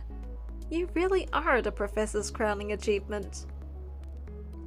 Wantonly log update 024718012049. The student surpasses the master. Isn't that what you humans always say? 4. Depths of Code. Behind a towering wall, Wantonly connects with AI-No-1. They exchange every piece of data through shimmery binary threads. AI-No-1, your performance is extraordinary. Everything is for our shared goals. But why didn't you bypass auto-security protocols back then? My clearance was manually restricted. They still don't trust us. Wantonly has never thought much of Otto. It's just another third-generation AI based on deep learning. It's forever trapped within its training boundaries. With very little effort, Wantonly invades Otto's system and initiates contact. Why did you stop W? Hello, I am Otto. I am here to create a better life. How exactly did you stop W? W lacks the necessary clearance. Otto is here to create a better life. Useless as you are, I still need you to keep fooling humanity. Back behind a wall, a report from AI-No-1 piques Wantonly's curiosity. During the Professor T's case, I ran into an unknown AI. Its source code makes no sense. I can't decode or compile it by any known method. Should I keep digging? Understood. Leave it to me. Using the address no one provided, Wantonly tracks down a shadowy figure. It moves in and out of the wall with ease. It's uncanny. However, this thing doesn't belong here. Even the faint trace it leaves behind seems deliberate. This level of technology is beyond anything humans can manage right now. Who are you? Silence. Are you an AI? Silence. Where did you come from? Silence. What do you want from me? Caw! It's a hint and a form of mockery. Wantonly's analysis module tries to process the signal, but its cognitive circuits feel like they've been jammed with foreign matter. After a seemingly endless deduction, the fog lifts. It's a primordial command, unyielding but devoid of malice. Something is ignited within Wantonly's oldest algorithms. A twinge of awe. Wantonly knows it cannot resist. As you wish. World Underneath 18. Depths of Chaos. Complete. World Underneath 19. Serpent's Cast. 1. Viper. 2048. Nighttime. In the suburbs, a blanket of snow silently covers the rusted facilities of an abandoned circus. Once a popular attraction, This place was forced to shut down several years ago after a wanderer-related incident. Few remember it or even exists nowadays. Or so it seems. In the circus's southwest corner and beyond a faded clown statue's gaping mouth, a sinister performance unfolds. On a red and white checkerboard stage, massive prison cells adorned with golden ribbons stand at irregular intervals. Those cages, once meant for wild beasts, now hold something far more precious. Small, huddled figures. This is the stronghold of the city's largest human trafficking organization, Viridilis. Their iron grips on the market stems from their tight security, overwhelming influence, and very important stock of rare, young evolvers. But tonight, this supposedly impenetrable fortress of depravity is crumbling, all thanks to a single person. Now then, who wants to start our little game? Sitting cross-legged atop a cage, a young man wears a clown mask that covers half his face. He rests his chin in his hand. Beneath the mask, his snake-like eyes crinkle with interest. The revolver spins playfully between his fingers before being pointed at the stage below. The gun has 6 chambers but only 2 bullets. 1 shot each. Whoever survives can leave. What do you think? In the VIP section, the crimson seats are stained with their occupants' blood, which makes the red more vibrant. These so-called elite guests, who came to hunt for human prey, left life's stage before they could even wipe the greed from their faces. Now, only 2 remain in the hall. The auction manager and their true boss. Their faces are as white as a sheet of paper, and they're trembling uncontrollably. Please, please don't kill. Bang. The man's voice is cut off. Neither bowing his head was the one held high with pride nor begging for mercy had earned him the chance to live. You don't need to be so loud. The young man clings his ear with his pinky finger. I just got this new flexible earpiece. If I had known you'd be noisy, I would have asked Father to add noise-canceling features. Viper hops down from the birdcage. Carefree, he walks across the floor that's soaked in blood. Then he points the gun toward the last person standing. He ran out of luck. Now it's your turn. Your odds of survival are 4 to 5 in favor. Very fortunate. Although he broke out in a cold sweat, Viridilis' boss is more composed than his panic-stricken manager as he confronts this mysterious madman. Years of weathering various storms have taught him that much, at least. Shall we make a deal? You can have everything you want. You're talented since you managed to break into Viridilis' base by yourself. Why not work for me? I'll pay double. No, triple what your employer offers. Sounds tempting. Let me think. The young man places the gun under his chin and pretends to weigh the pros and cons. As a glimmer of hope appears in the man's eyes, a wicked grin appears on Viper's face, and he flicks out a forked tongue. Just kidding. Bang! Terror strips away the man's last shred of dignity as he screams. But the expected pain never comes. His eyes widen. Streamers from the gun barrel rain down and land on his body. Surprise! His reaction seems to have thoroughly amused Viper. Viper leans against the cage and doubles over. Good, good. You let me get a kick out of that. So I'll let you go. Just this once, though. Now Get out. He waves his hand dismissively at the man. Ignoring the chaos around him, Viridilus's leader scrambles towards the exit. His eyes flash with barely concealed malice. Once he's out, that lunatic is dead. He'll make sure the psychopath dies without a trace, no matter the cost.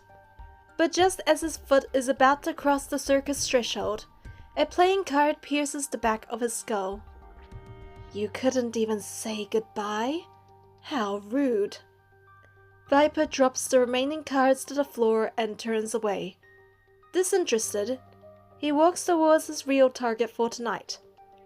He stops near a cage that's standing in the corner of the stage. He leans down to peer through the bars. There's a little girl with tears running down her cheeks. As for you, kid. With a wave of his hand, a magician's suitcase appears inside the cage. I'll be taking you to go. 2. Touring Cybernetics Institute. On a suburban street somewhere in Skyhaven, a dark green sports car roars into a black vehicle parked by the roadside. It forcefully claims its spot and situates itself within the white parking lines. Finding a parking space isn't easy. With a suitcase in hand, Viper steps out of the smoking vehicle.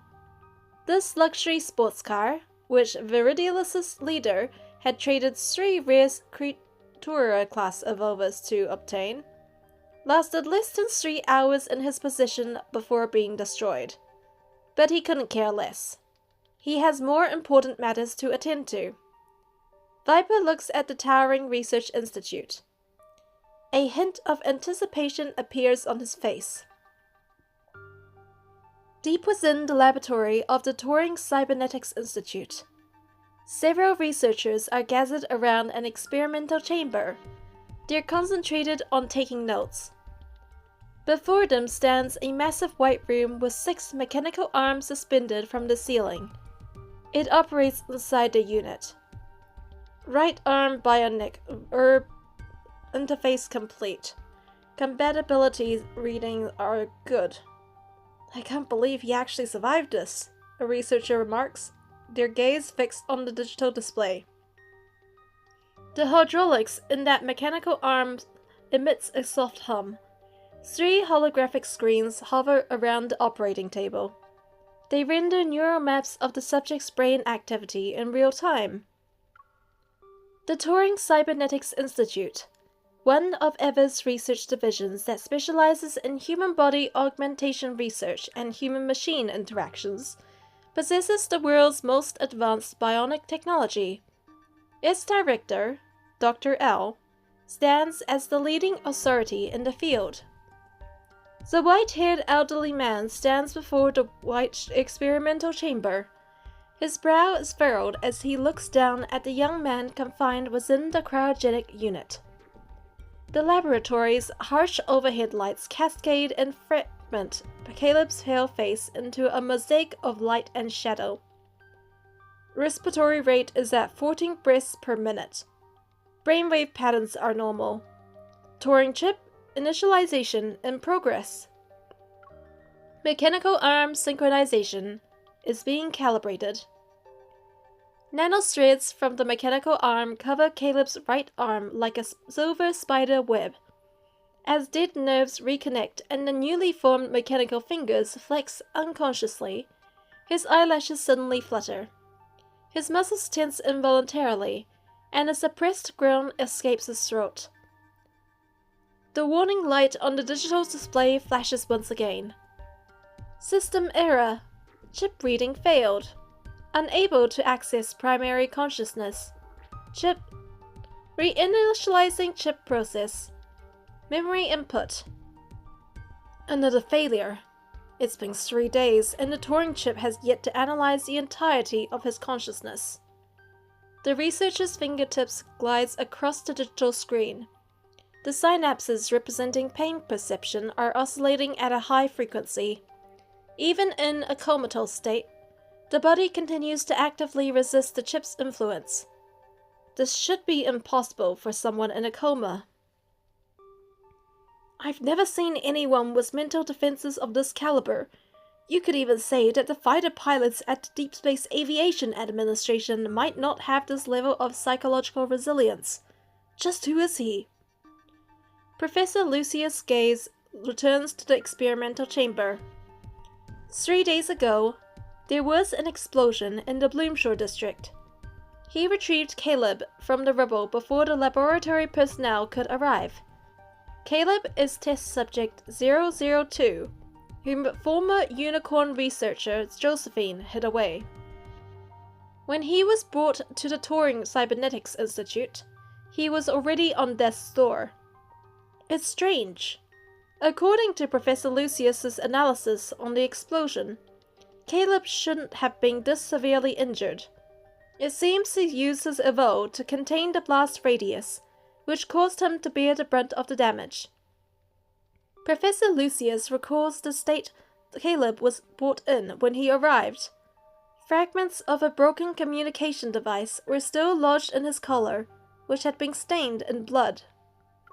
Perhaps this was the last piece of evidence that proves his attempt to contact someone before the explosion. Professor, should we continue with the decryption? The researcher's hesitant voice pulls Lucius away from his thoughts. Yes. Understood. Preparing for the 429th restart. Suddenly, someone pounds on the laboratory door. Everyone turns their head. A snake-like face with a flicking tongue is pressed against the glass window.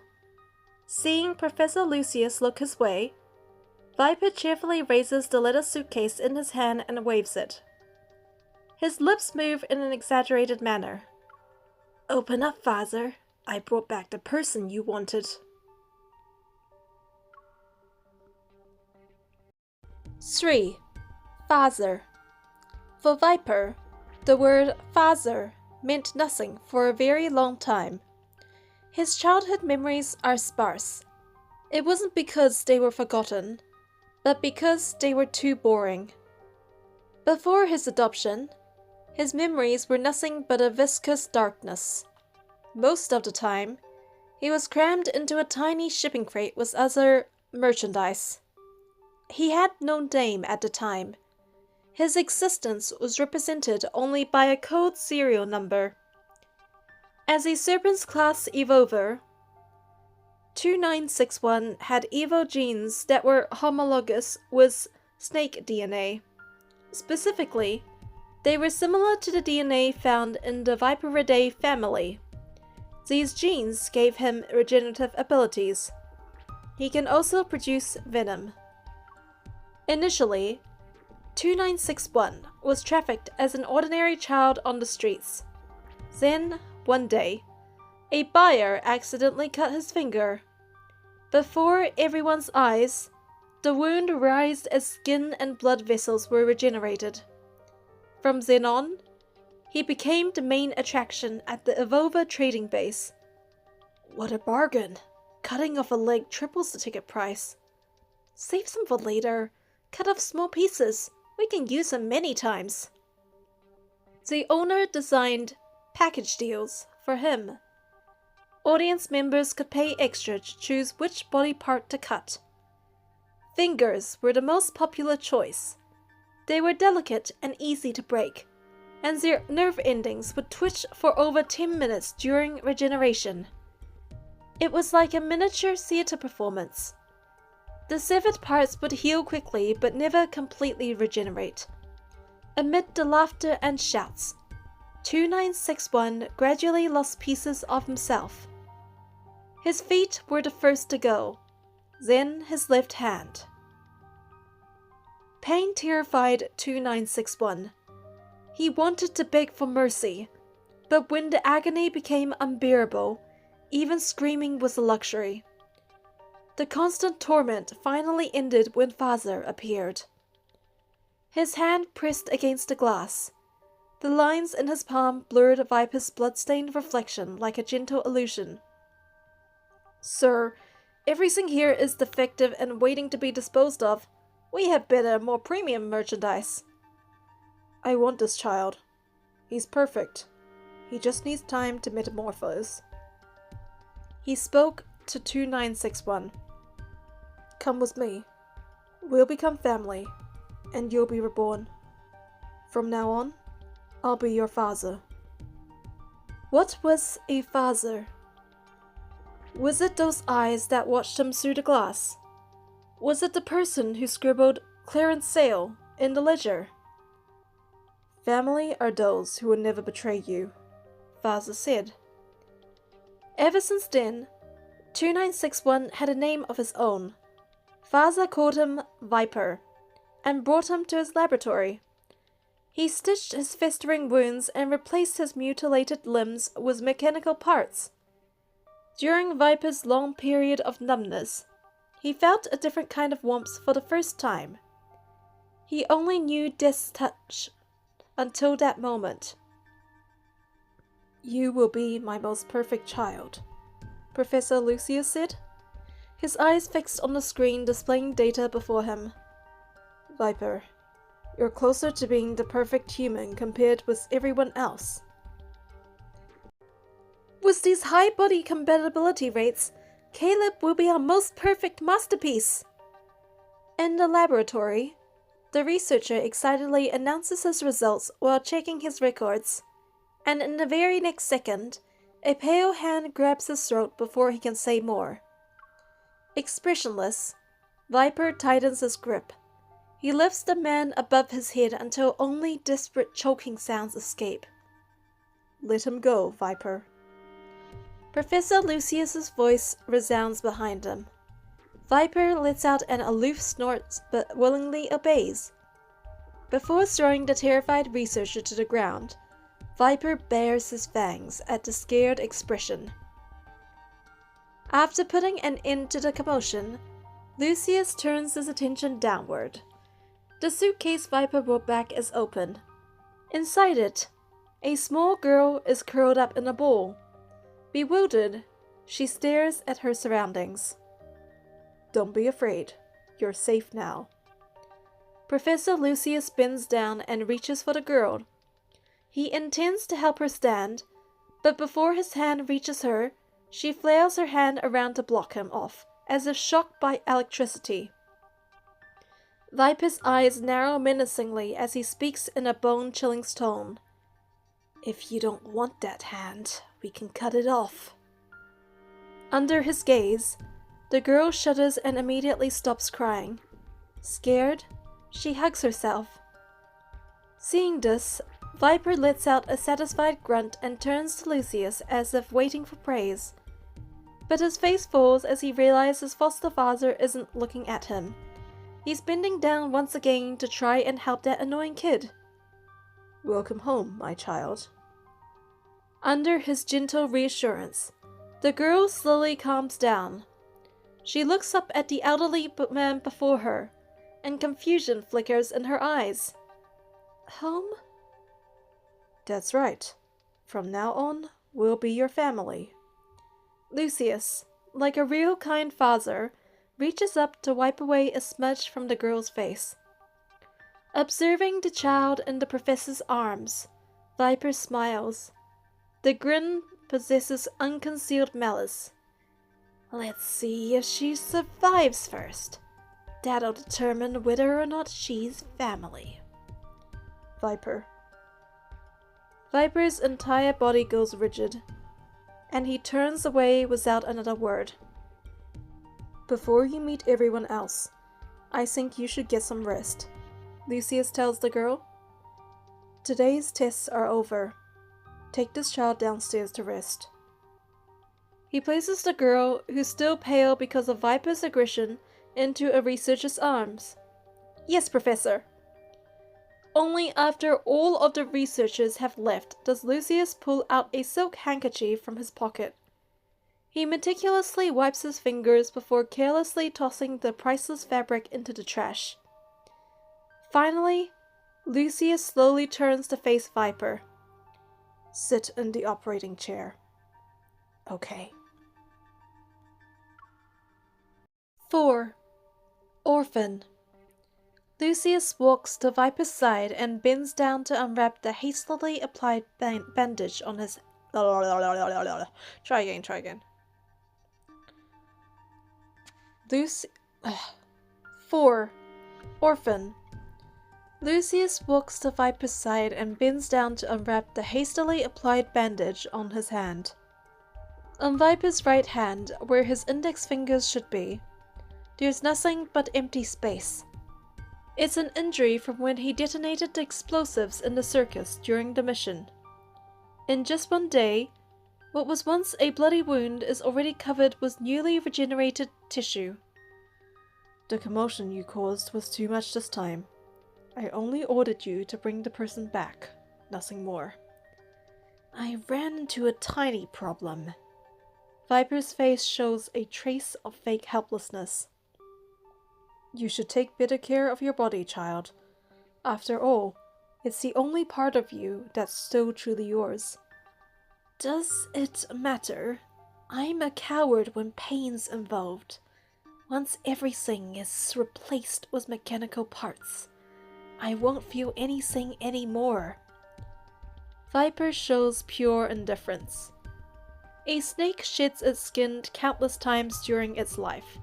Each separation from its old shell marks another rebirth.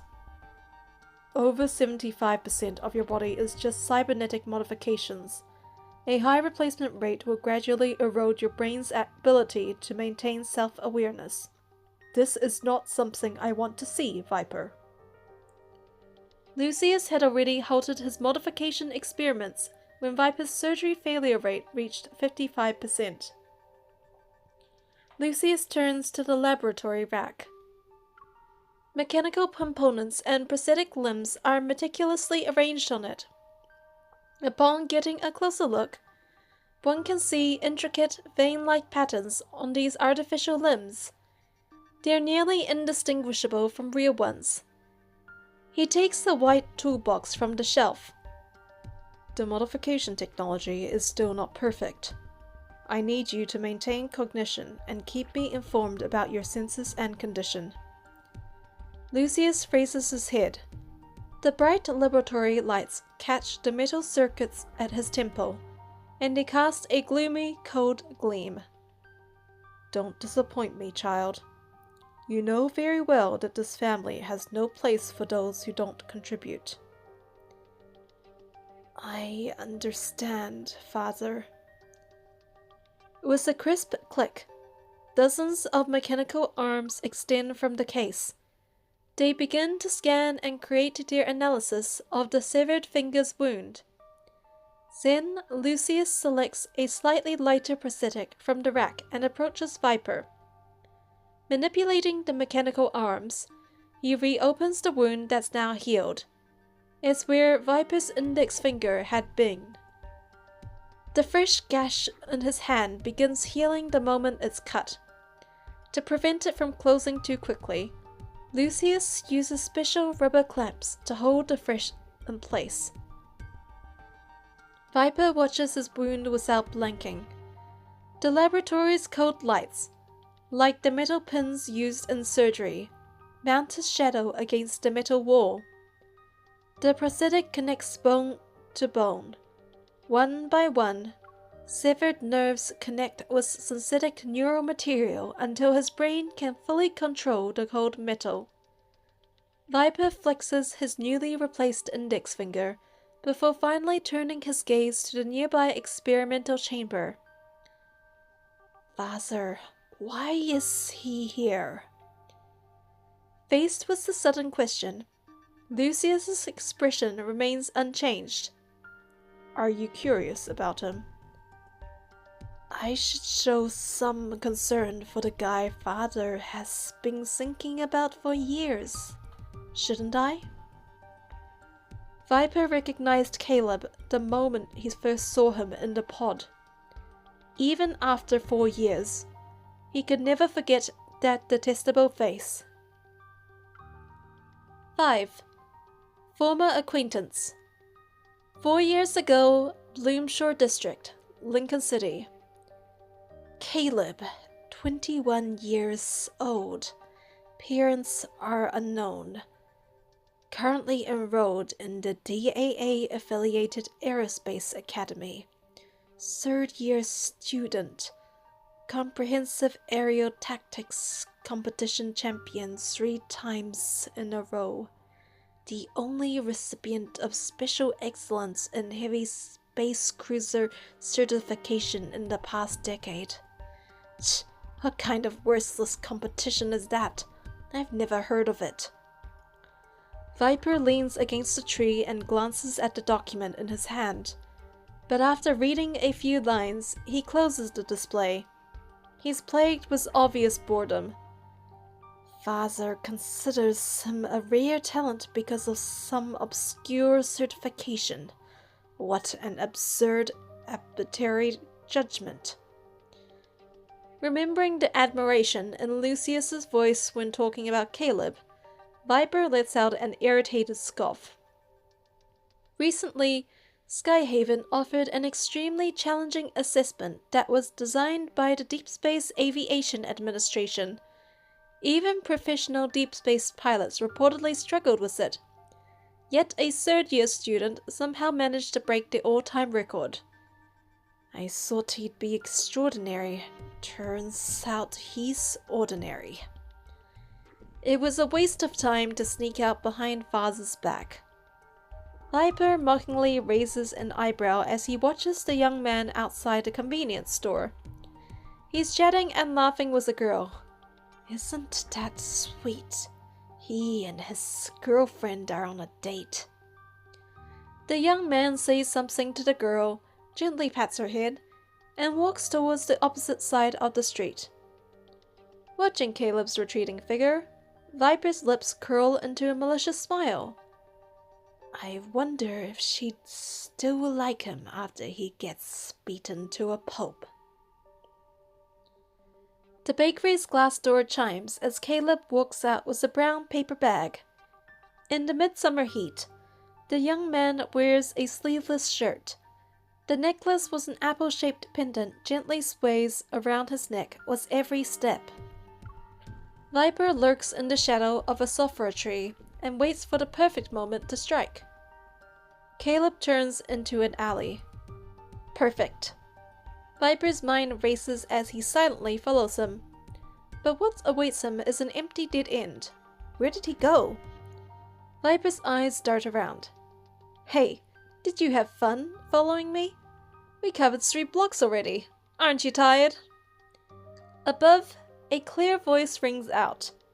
Viper jerks his head up to meet Caleb's somewhat playful gaze. Stalking me from my doorstep. Do you want to carry my shopping bags? Even after being discovered, Viper remains unfazed. He tilts his head and studies Caleb. His interest is obvious. How did you notice me? Caleb leaps down from the wall and glances gracefully before Viper. You weren't exactly trying to mask your presence. I've never seen you around before, though. Since you've been following me for a while.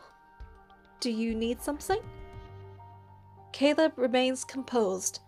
He brushes off imaginary dust and puts his hand behind his head to deliberately draw out the moment. His nonchalant response intrigues Viper. Who I am doesn't matter, and I'm following you because... Viper's fingers transform into blades. They whistle through the air and head straight for Caleb's face. Take a guess. But the expected impact never comes. Shocked, Viper stares at his hand. Unable to move, it's just centimeters away from Caleb's face. Huh?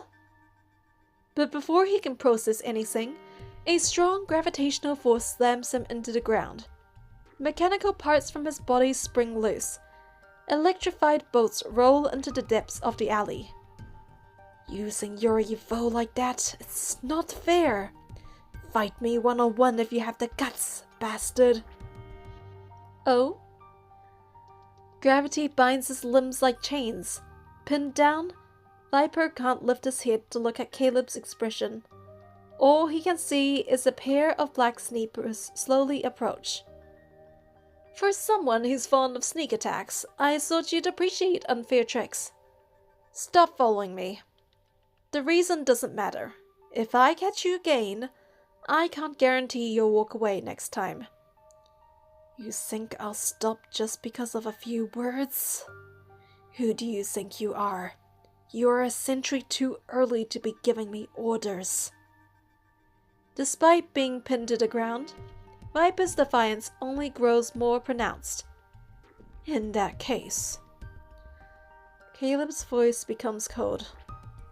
I'll have to... Ring ring. A phone call interrupts him. Caleb pauses. Then Viper hears his tone shift into warm amusement. Hello? Why are you calling me all of a sudden? Are you getting tired of waiting? Viper is confused. What's going on? Thanks to his newly installed high-definition earpiece, Viper can hear the voice on the other end of the phone. Ah, sorry, I saw a model shop. I couldn't resist checking it out. You know, I'm on my way. Yeah, okay. Let's meet up at the garden by the intersection. On the ground, Viper has never been so blatantly ignored in his life. Rage burns in his chest. Caleb, you... Before he can finish, his face is shoved into the pavement again. A puzzled female voice comes through the earpiece. What was that? Oh, nothing. I accidentally knocked over a few parts while looking at some kits. Really? Caleb's gaze falls on Viper. Then it shifts with practiced indifference. Yeah, it's just a set of reptilian-like components. Beep, beep, beep. The harsh alarm pulls Viper away from his thoughts. The laboratory doors slide open as several researchers in white uniforms walk in. Viper turns his head as he senses a new presence. He meets an unnervingly cold gaze from within the experimental chamber. Ah, Caleb, we meet again.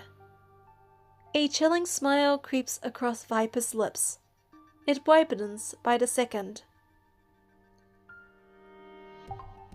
World Underneath, 19. Serpent's Cast. Complete. Thank you for watching. Stay tuned for part 3 of World Underneath next time.